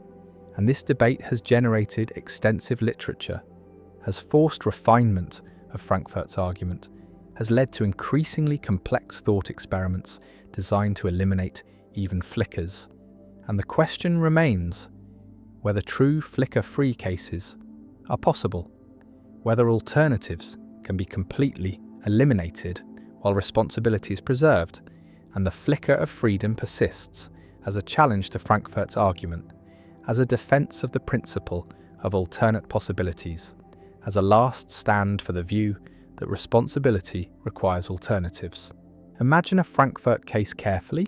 Jones is about to decide whether to vote for candidate A or candidate B, and Black, the intervener, has placed a device in Jones's brain that monitors his neural activity, and the device can detect which way Jones will decide before Jones becomes conscious of his decision, can detect the neural precursors of choosing B, and if the device detects these precursors, it will intervene, will alter Jones's brain to make him decide to vote for A instead. But if Jones is going to decide on his own to vote for A, then the device does nothing, remains dormant, and now suppose Jones decides on his own to vote for A. The device detects no precursors of choosing B because there are none. Jones was always going to choose A on his own, and so the device does nothing, and Jones votes for A based on his own decision. And Frankfurt says Jones is responsible, even though he could not have done otherwise, because if he had started to choose B, the device would have intervened. And so Jones could not have voted for B, had no alternative, and yet Frankfurt says Jones is responsible because he acted on his own and the device played no role. But now consider the flicker. There is a moment, however brief, before the device detects that Jones is choosing B, before the device can intervene, and in that moment Jones could have begun to choose differently, could have initiated the neural precursors that would have triggered intervention, and this moment is a genuine alternative. Is something Jones could have done differently, even though if he had done it, the device would have stopped him from completing the alternative choice. And so there is an alternative. There is something Jones could have done otherwise, namely, begin to choose B. And this alternative, though tiny, though incomplete, is a flicker of freedom. And the question is whether this flicker is sufficient to ground responsibility, whether the ability to begin an alternative is enough even if the ability to complete it is absent. Visualize freedom as coming in degrees. At one end is robust freedom, the full ability to choose and complete any available alternative. At the other end is no freedom, no alternatives whatsoever. And flickers are near the no freedom end, but not quite at it, are minimal alternatives. are the ability to begin alternatives, even if not to complete them. And the debate is whether this minimal freedom is sufficient for responsibility, whether flickers count, or whether only robust alternatives matter. And source theorists who follow Frankfurt say flickers do not matter, say that what matters for responsibility is not alternatives, but source, whether the action flows from the agent's own will. And flicker theorists who defend alternate possibilities say flickers do matter, say that responsibility requires some alternative, even if minimal, even if only a flicker. Frankfurt responded to the flicker objection by constructing more sophisticated cases, blockage cases, where the intervener does not wait for precursors but intervenes earlier, or cases where the intervener controls the entire deliberative process, ensures that only one alternative is genuinely possible psychologically. And these refined cases attempt to eliminate even flickers, attempt to create scenarios where no alternative exists at any point, not even the alternative of beginning to choose differently. And if such flicker-free cases are possible, if they preserve responsibility, then Frankfurt's argument succeeds, shows that responsibility does not require alternatives, and the principle of alternate possibilities is refuted. But critics argue that truly flicker-free cases are impossible, that any case detailed enough to eliminate all flickers will either eliminate responsibility along with alternatives, or will preserve subtle flickers that defenders miss. And this back and forth, this attempt to construct and critique flicker-free cases, has dominated discussions of Frankfurt cases for decades, has generated increasingly technical papers, increasingly complex scenarios, and no consensus has emerged, and both sides claim victory, claim that the cases support their view, and the debate continues. The flicker of freedom also connects to debates about determinism and sourcehood, because if determinism is true, then flickers might not exist, might themselves be eliminated by deterministic causation, and so the flicker debate might ultimately depend on whether determinism is true, whether quantum indeterminacy provides space for genuine alternatives. And this makes the debate about flickers part of the larger debate about free will and determinism, about whether compatibilism or incompatibilism is correct.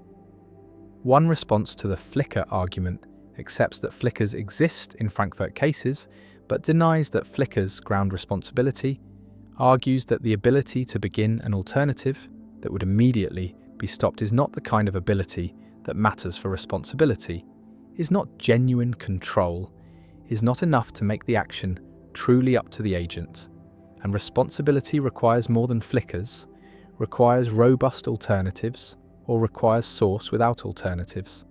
And flickers are too weak to do the work that alternate possibilities theorists need them to do. And Frankfurt's argument succeeds despite the flickers, because flickers are irrelevant to responsibility. Another response embraces flickers, argues that they show Frankfurt cases fail, show that alternatives are preserved, and this response modifies the principle of alternate possibilities to say that responsibility requires alternatives, but these alternatives need not be robust, need only be flickers, need only be the ability to begin alternatives even if not to complete them. And this modified principle is immune to Frankfurt's argument because Frankfurt cases contain flickers, and flicker-free cases either do not exist or do not preserve responsibility, and so the principle of alternate possibilities survives in modified form, survives as the principle that responsibility requires, at least flickers of freedom, requires some alternative possibilities, however minimal. The flicker debate also raises questions about what counts as an alternative, about how much control is required for something to be a genuine alternative, and these questions are central to understanding freedom, to specifying what free will requires, and the flicker debate, though technical, though focused on detailed cases, ultimately concerns fundamental issues about agency, control, and responsibility.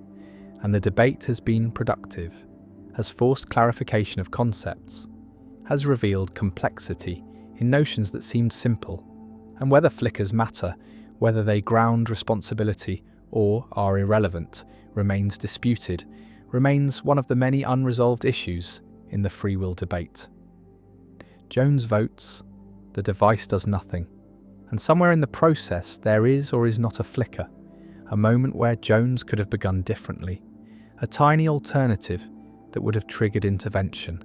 And whether this flicker exists and whether it matters determine whether Frankfurt's argument succeeds, whether responsibility requires alternatives and the flicker of freedom remains, tiny but potentially crucial, a last gasp of alternate possibilities in cases designed to eliminate them. And the debate continues, philosophers constructing ever more sophisticated cases, critics finding ever more subtle flickers, and the question persists. Do flickers matter? Are tiny alternatives enough for responsibility? Or is responsibility about source, not alternatives? About where choices come from, not what else could have been chosen? And the flicker flickers, at the edge of possibility, barely existing, possibly necessary, and the debate around it endures. The grandfather paradox. Time travel has long been a staple of science fiction, a dream of visiting the past or glimpsing the future. But woven into this fantasy is a logical nightmare that has haunted physicists and philosophers alike. And this is the grandfather paradox, a thought experiment that questions whether travelling backward in time could ever be possible without creating contradictions that tear reality apart.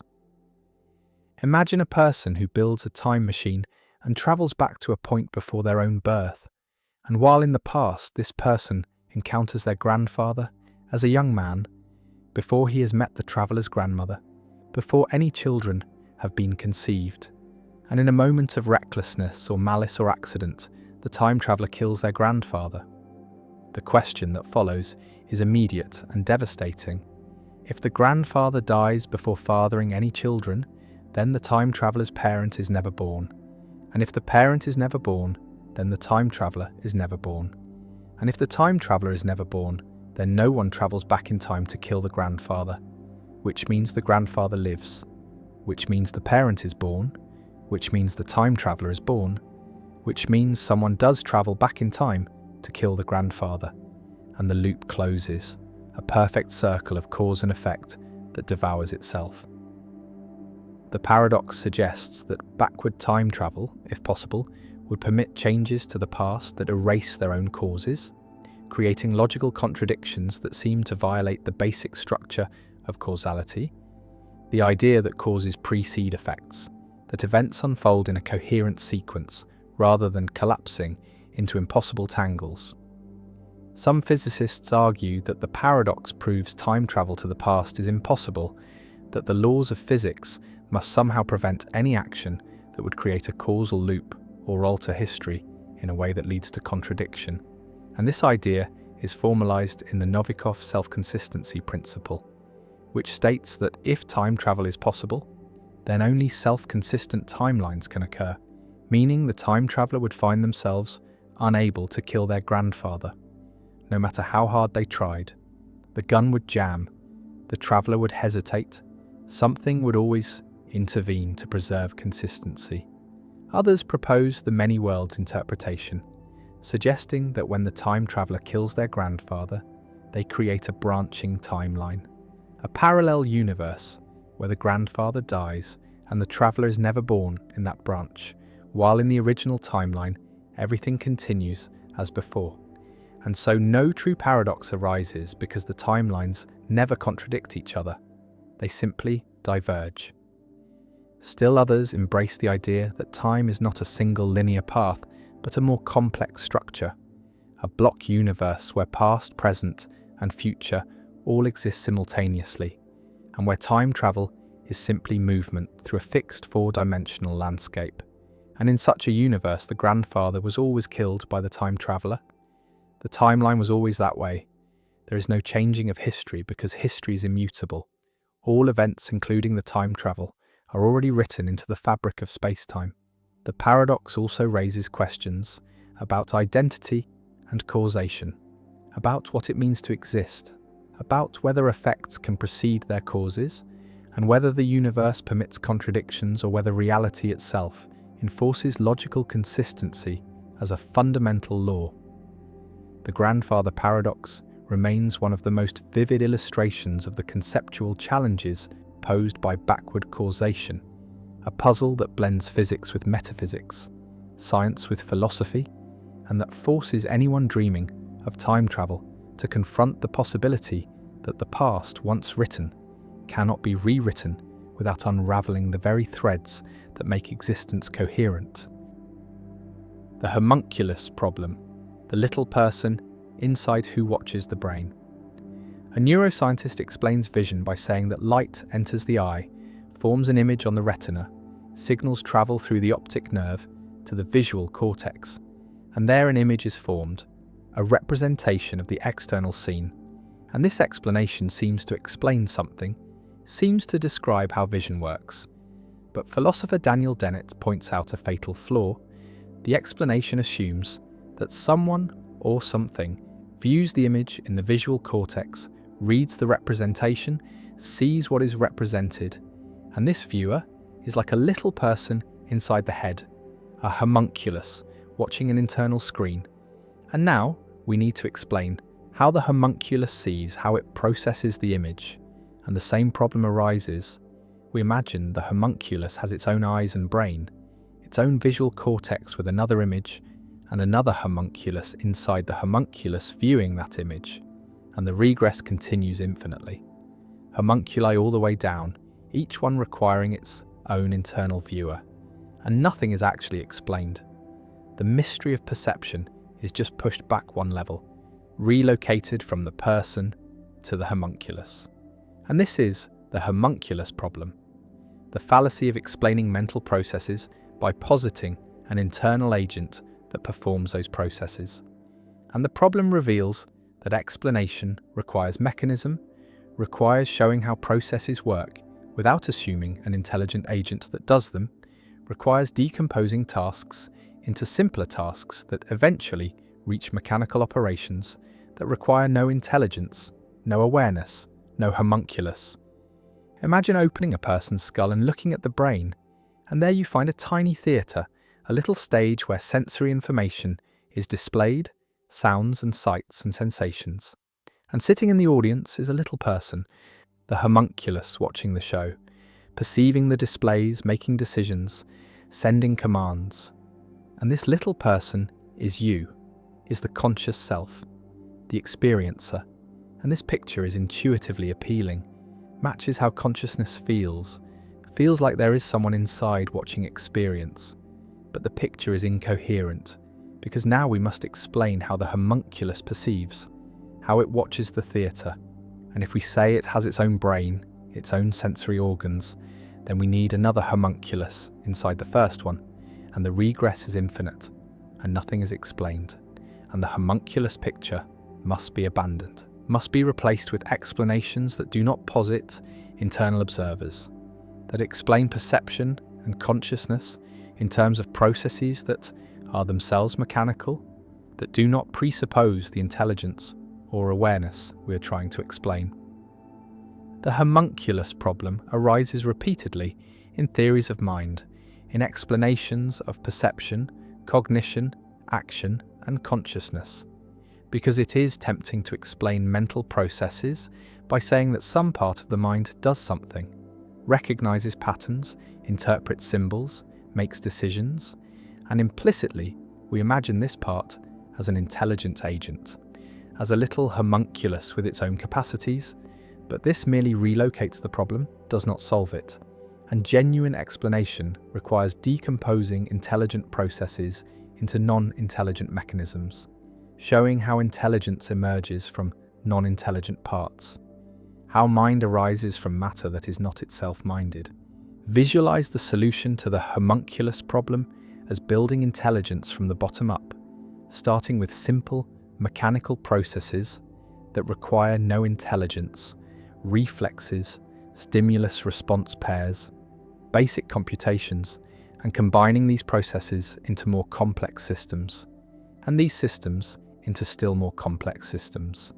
And through hierarchical organization, through layers of increasing complexity, intelligent behavior emerges without any layer requiring an internal intelligence, without any homunculus. And this is how cognitive science and neuroscience proceed, explain perception, not as viewing internal images, but as processing information through stages, each stage performing simple transformations, and consciousness emerges from the whole process, from the organization of these transformations, not from any single component that views or experiences or decides. Dennett's solution to the homunculus problem involves discharging homunculi, replacing each intelligent homunculus with stupider homunculi, with less capable agents that perform smaller tasks, and replacing those with even stupider agents, until finally we reach agents so stupid they can be replaced by mechanical processes, by circuits, by neurons, and the entire system operates without any component that requires intelligence, and yet the system as a whole exhibits intelligence, exhibits mind. And this shows that intelligence is not a basic property that some things have, but an emergent property that arises from complex organization of simple parts. And minds are not mysterious entities, but are patterns of activity in brains, patterns that can be explained without remainder in terms of physical processes. The homunculus problem also appears in discussions of free will and agency, where we imagine a self, a decision maker, an agent inside who chooses what to do, and this self is another homunculus, is an unexplained explainer, a source of choice whose own choices are not explained.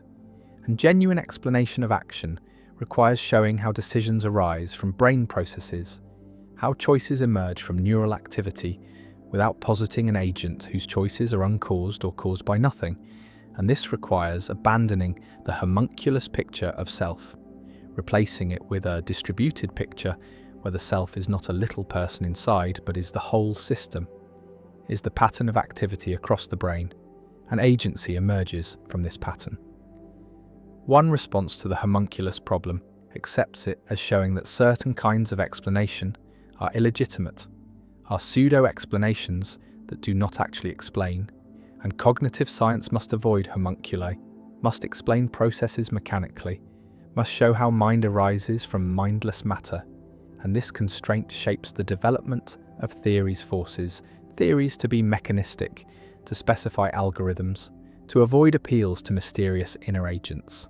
Another response questions whether the homunculus is always fallacious, argues that sometimes positing subagents, components with limited intelligence, is a useful step in explanation, as long as these subagents are eventually explained themselves, as long as the regress terminates. And this is Dennett's discharge strategy: use homunculi temporarily as placeholders, as ways of structuring explanation, but always with the goal of replacing them with mechanical processes. And so homunculi are tools for thought, are scaffolding that is removed once the real explanation is built. A third response argues that the homunculus problem reveals limits of reductionist explanation, suggests that consciousness might resist explanation in mechanical terms, might require a different approach, and the persistent intuition that there is someone inside, an experiencer, a subject, might reflect something genuine about consciousness that cannot be captured by functional or mechanical accounts. And this response is sympathetic to dualism, to the view that consciousness is not reducible to physical processes, that the subjective character of experience is not explicable in terms of objective mechanisms. The homunculus problem also connects to debates about consciousness and the hard problem, because part of what makes consciousness seem mysterious, seem hard to explain, is the intuition that consciousness involves an experiencer, a subject who has experiences, and this experiencer is like a homunculus, is an unexplained element in explanations of consciousness. And if we try to explain consciousness by saying brain processes produce experiences for a subject, then we have not explained consciousness, but only relocated the mystery to the subject. And so explaining consciousness requires eliminating the homunculus, showing how subjective experience arises without presupposing a subject who has experiences, showing how there can be experiences without an experiencer, or how the experiencer is itself constituted by the experiences rather than being prior to them. The little person sits inside the brain, watching the neural theatre, and the philosopher points out the infinite regress, the explanatory failure, and the homunculus must be eliminated, must be replaced by mechanisms, by processes that are themselves mindless, but collectively produce mind. And the homunculus problem persists as a methodological constraint on cognitive science, a warning against pseudo-explanations, a requirement that theories genuinely explain rather than merely labeling or relocating mysteries.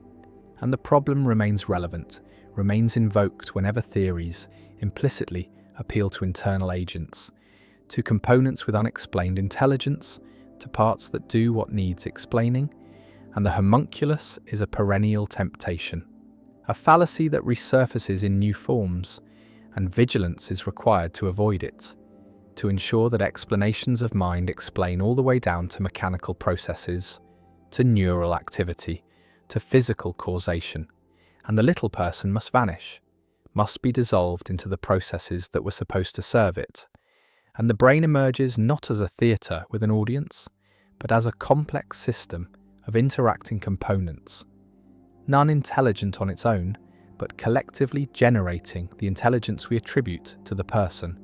And the homunculus problem endures as a permanent challenge to theories of mind, a reminder that genuine explanation requires mechanism, requires discharge of intelligence into non-intelligent processes, and the little person inside is a fiction, a conceptual error. An understanding mind requires abandoning this fiction, embracing the mechanistic view that minds are what brains do, and homunculi are explanatory dead ends that must be avoided. The non-identity problem, why creating a disabled child, seems wrong but harms no one.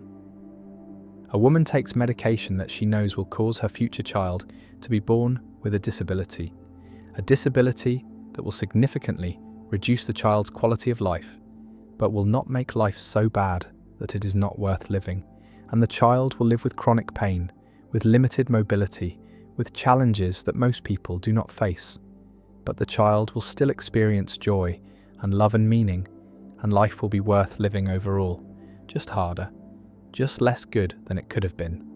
And we are inclined to say that the woman did something wrong, that she should have stopped taking the medication, should have waited until it cleared her system before conceiving. And if she had waited, she would have conceived a different child, a healthy child. And this seems like the obviously right choice, but now philosopher Derek Parfit poses a troubling question. Who exactly was harmed by the woman's choice? Who was made worse off?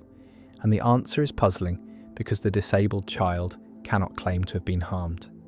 Because if the woman had waited and conceived a different child, then this particular child would not exist at all, and the disabled child's only alternative to existing with a disability is not existing. And existing with a disability, as long as life is worth living, is better than not existing. And so the disabled child is not worse off, is actually better off for existing. And if no one was harmed, then how can the action be wrong? And this is the non-identity problem, a puzzle about how to ground judgments of wrongness in cases where the identity of affected individuals depends on the choices being evaluated. Imagine the scenario more carefully. At time 1, the woman is taking medication, and she has a choice: conceive now and have a disabled child, or wait a month, stop the medication, and conceive a healthy child. And suppose she chooses to conceive now, and 9 months later, a child is born with a disability. Call this child Alex, and Alex grows up facing challenges, but also experiencing good things. And on balance, Alex is glad to be alive, prefers existing to not existing. And now we ask whether the woman wronged Alex, whether Alex was harmed by the woman's choice. And the problem is that the alternative was not Alex without the disability. The alternative was a different child entirely, because different sperm and egg would have united if the woman had waited, and different genetic material produces a different person. And so Alex's options were either exist with the disability or not exist at all. And Alex is better off existing with the disability than not existing. And so how can Alex complain? How can Alex say the woman wronged them when the only other possibility is non-existence? And if Alex cannot complain, then who can? And if no one can complain, then in what sense was the action wrong? The problem generalizes beyond this specific case. It arises whenever a choice affects who will exist rather than merely affecting how existing people will fare. And these cases are called non-identity cases, and they include decisions about environmental policy, where current generations choose between policies that affect which future people will exist. Decisions about genetic engineering, where parents choose traits for children who would not exist without that choice. Decisions about timing of reproduction, where different times lead to different children. And in all these cases, the people affected by the choice cannot claim they would have been better off if a different choice had been made, because they would not have existed if a different choice had been made. And so, standard harm-based reasoning seems to fail, seems unable to explain why these choices might be wrong. Visualize the problem as a branching tree. At the decision point, two branches extend. On one branch, a child with disability exists. On the other branch, a different healthy child exists. And we compare the two branches and say the second is better, produces a better outcome, a healthier child, less suffering, more well-being. But when we try to say who benefits from choosing the second branch, we cannot point to anyone. The disabled child does not benefit because that child does not exist in the second branch. The healthy child does not benefit because that child does not exist in the first branch. And so there is no person who is made better off by choosing the better branch. And this seems to undermine the claim that the better outcome is better for anyone. And yet we strongly feel that the choice matters, that creating a child with avoidable disability is wrong. Parfit proposed the non-identity problem as a challenge to person-affecting principles. Principles that say an action is wrong only if it makes someone worse off. And these principles work well for ordinary cases where the same people exist regardless of the choice, but they fail for non-identity cases where different choices lead to different people existing. And if we want to maintain that choices in non-identity cases can be wrong, we must adopt impersonal principles, principles that evaluate outcomes based on total or average well-being, or some other measure that does not depend on comparing how well-off particular individuals are across different choices. But impersonal principles face their own difficulties. They can imply things like the repugnant conclusion. They can recommend creating vast populations with minimal welfare, and they can conflict with intuitions about person-relative reasons and obligations.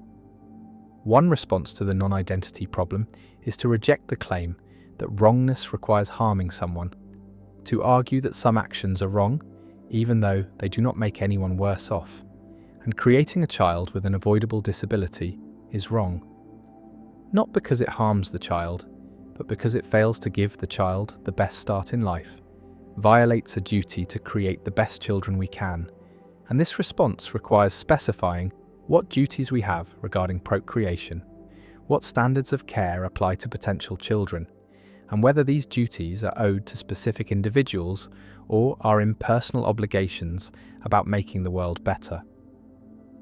Another response is to argue that the disabled child is harmed after all, harmed relative to an appropriate baseline, and the baseline is not non-existence, but rather the life the child could have had if different choices had been made, even though those choices would have resulted in a different child. We can still say that creating a child with avoidable disability is wrong because it brings into existence someone whose life contains avoidable suffering. And this suffering is bad even if it does not make anyone worse off compared to any alternative where that same person exists. And this response requires defending an impersonal notion of harm.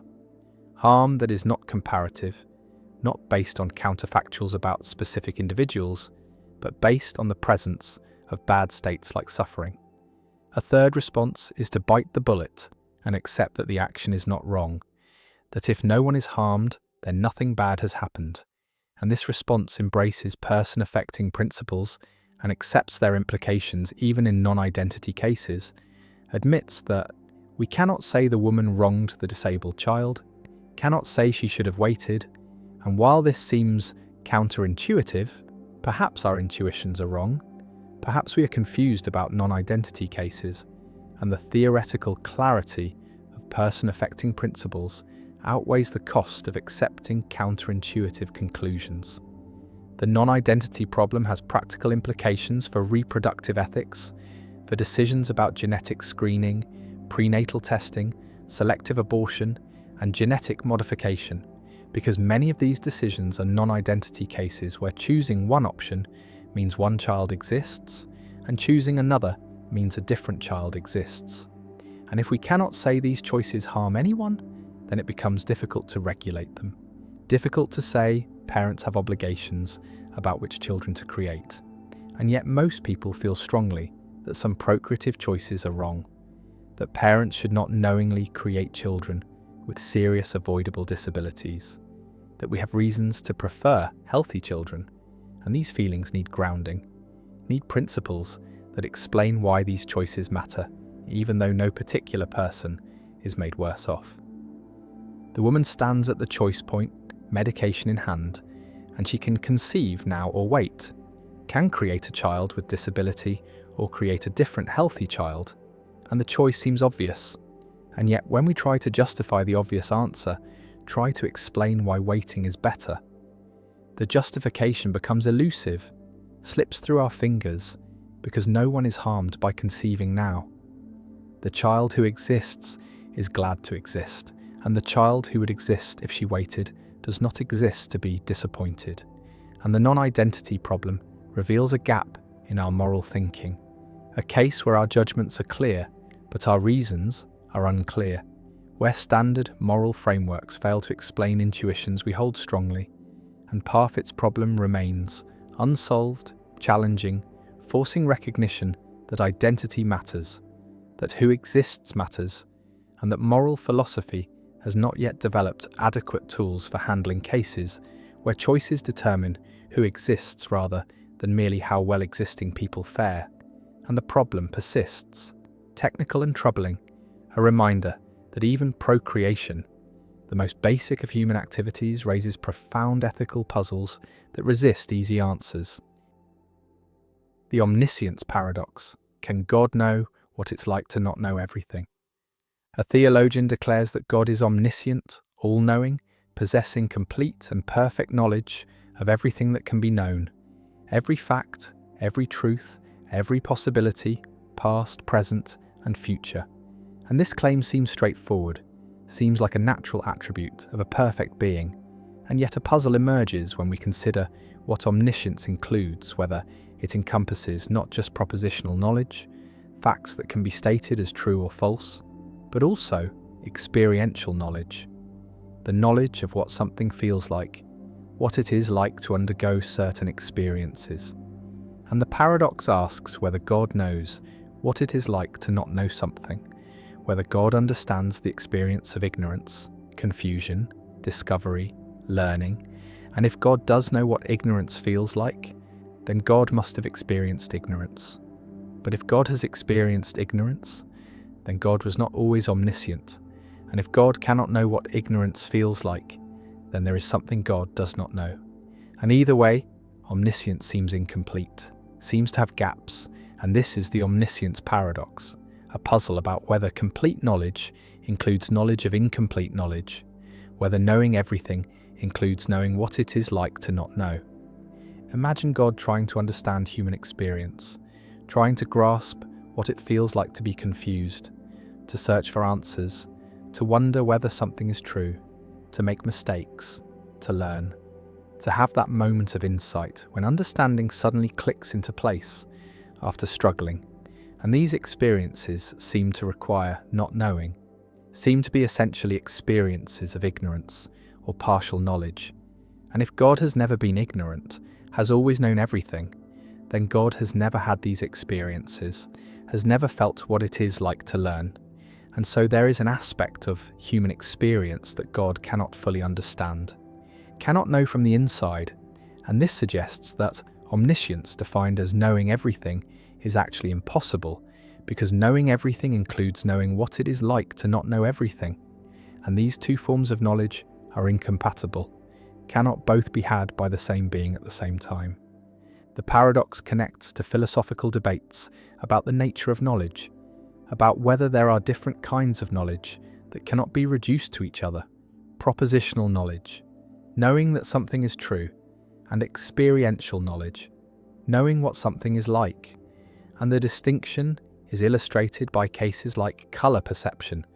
A person who has never seen red but knows all the physical facts about red light, about wavelengths and retinal responses and neural processing, does not know what red looks like, does not have experiential knowledge of redness.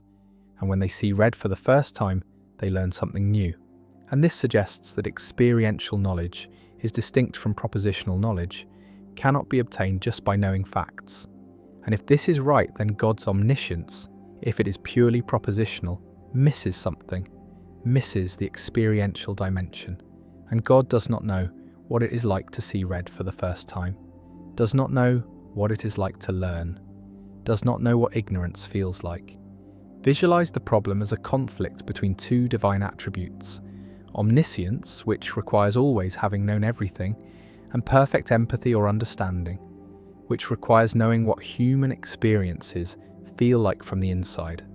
And human experiences include experiences of not knowing, and so perfect understanding seems to require having been ignorant.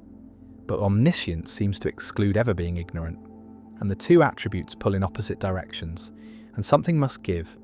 Either God is not omniscient in the full experiential sense, or God does not fully understand human experience, or the distinction between propositional and experiential knowledge is mistaken, and God can know what ignorance feels like without ever being ignorant, through some superior form of knowledge that encompasses both facts and feelings.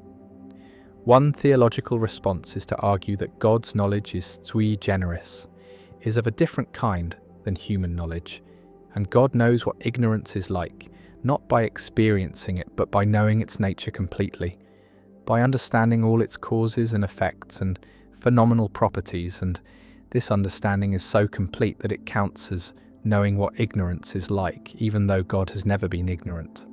And this response tries to bridge the gap between propositional and experiential knowledge, tries to say that sufficiently complete propositional knowledge includes experiential knowledge, but critics argue that this misses the point, that no amount of knowing facts about an experience captures what the experience is like, that there is an irreducible, subjective aspect that can only be known by having the experience, and so God's propositional knowledge, however complete, does not include experiential knowledge of ignorance. Another response is to embrace kenosis, the theological idea that God voluntarily limits divine attributes, and this view says that God can and does experience ignorance, that in becoming incarnate, in taking human form as Christ, God experienced human limitations, including not knowing things. And the gospel accounts support this, showing Jesus learning, growing in wisdom, not knowing when the end times would come.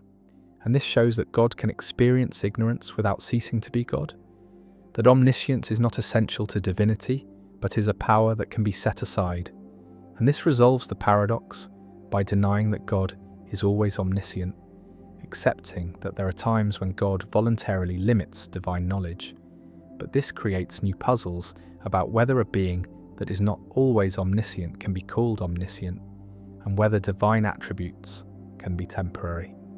A third response distinguishes between different kinds of ignorance, between merely not knowing a fact which God never experiences, and the phenomenology of searching for knowledge, the feeling of curiosity and discovery, which God might be able to simulate or understand through analogical reasoning, and God knows what it would be like to be in a state of ignorance, even though God is never actually in such a state.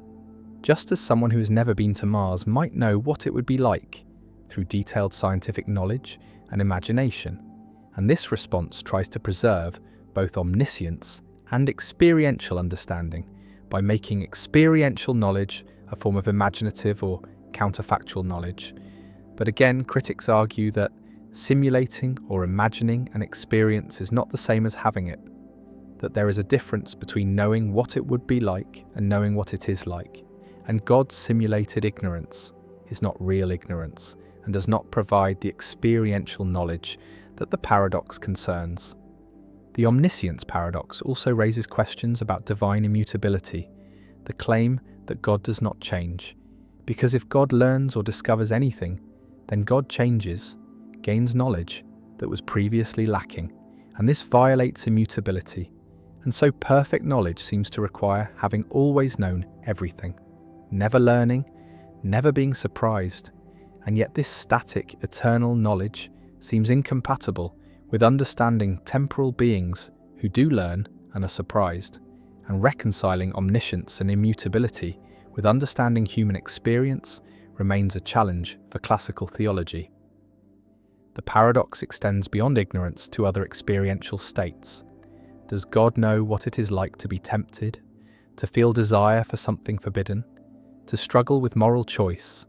And if God is perfectly good, necessarily good, then God cannot be genuinely tempted, cannot feel the pull of evil, and so there is an aspect of human moral experience that God cannot know from the inside, and this creates distance between divine and human experience, suggests that God's understanding of humanity is necessarily incomplete, necessarily limited by God's perfection, and this is ironic, that God's perfection prevents complete understanding, that to fully know what it is like to be human, God would have to be imperfect, would have to experience weakness and ignorance and temptation, and these are incompatible with divine perfection. Some theologians embrace this limitation, argue that God's knowledge is perfect for a perfect being, but does not include the experiential knowledge of imperfection. And this is not a defect but a feature, a reflection of God's nature. And just as we do not think a perfect circle is defective because it is not a square, we should not think God is defective because God does not know what ignorance feels like, because such knowledge is incompatible with perfection. And the paradox assumes that all knowledge is good and more knowledge is always better, but perhaps some kinds of knowledge are only available through imperfection, and lacking them is not a limitation but a consequence of being perfect. Others reject omniscience entirely, argue that it is an incoherent concept, that complete knowledge is impossible, that there are always things that cannot be known, experiential states that require imperfection, future free choices that are not yet determined, logical truths that exceed any finite or infinite mind's capacity to grasp all at once.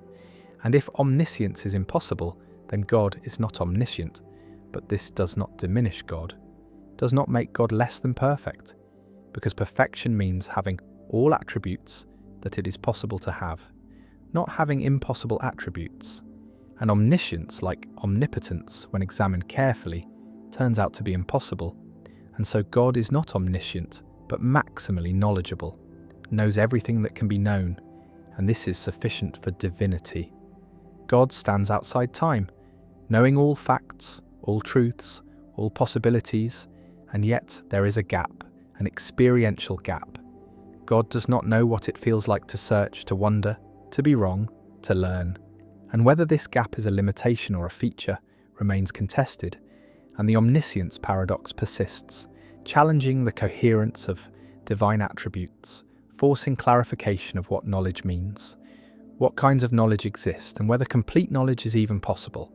And the paradox remains unresolved, a permanent fixture in philosophy of religion, a reminder that even the most basic divine attributes, even the claim that God knows everything, conceal complexities and contradictions that philosophy continues to explore.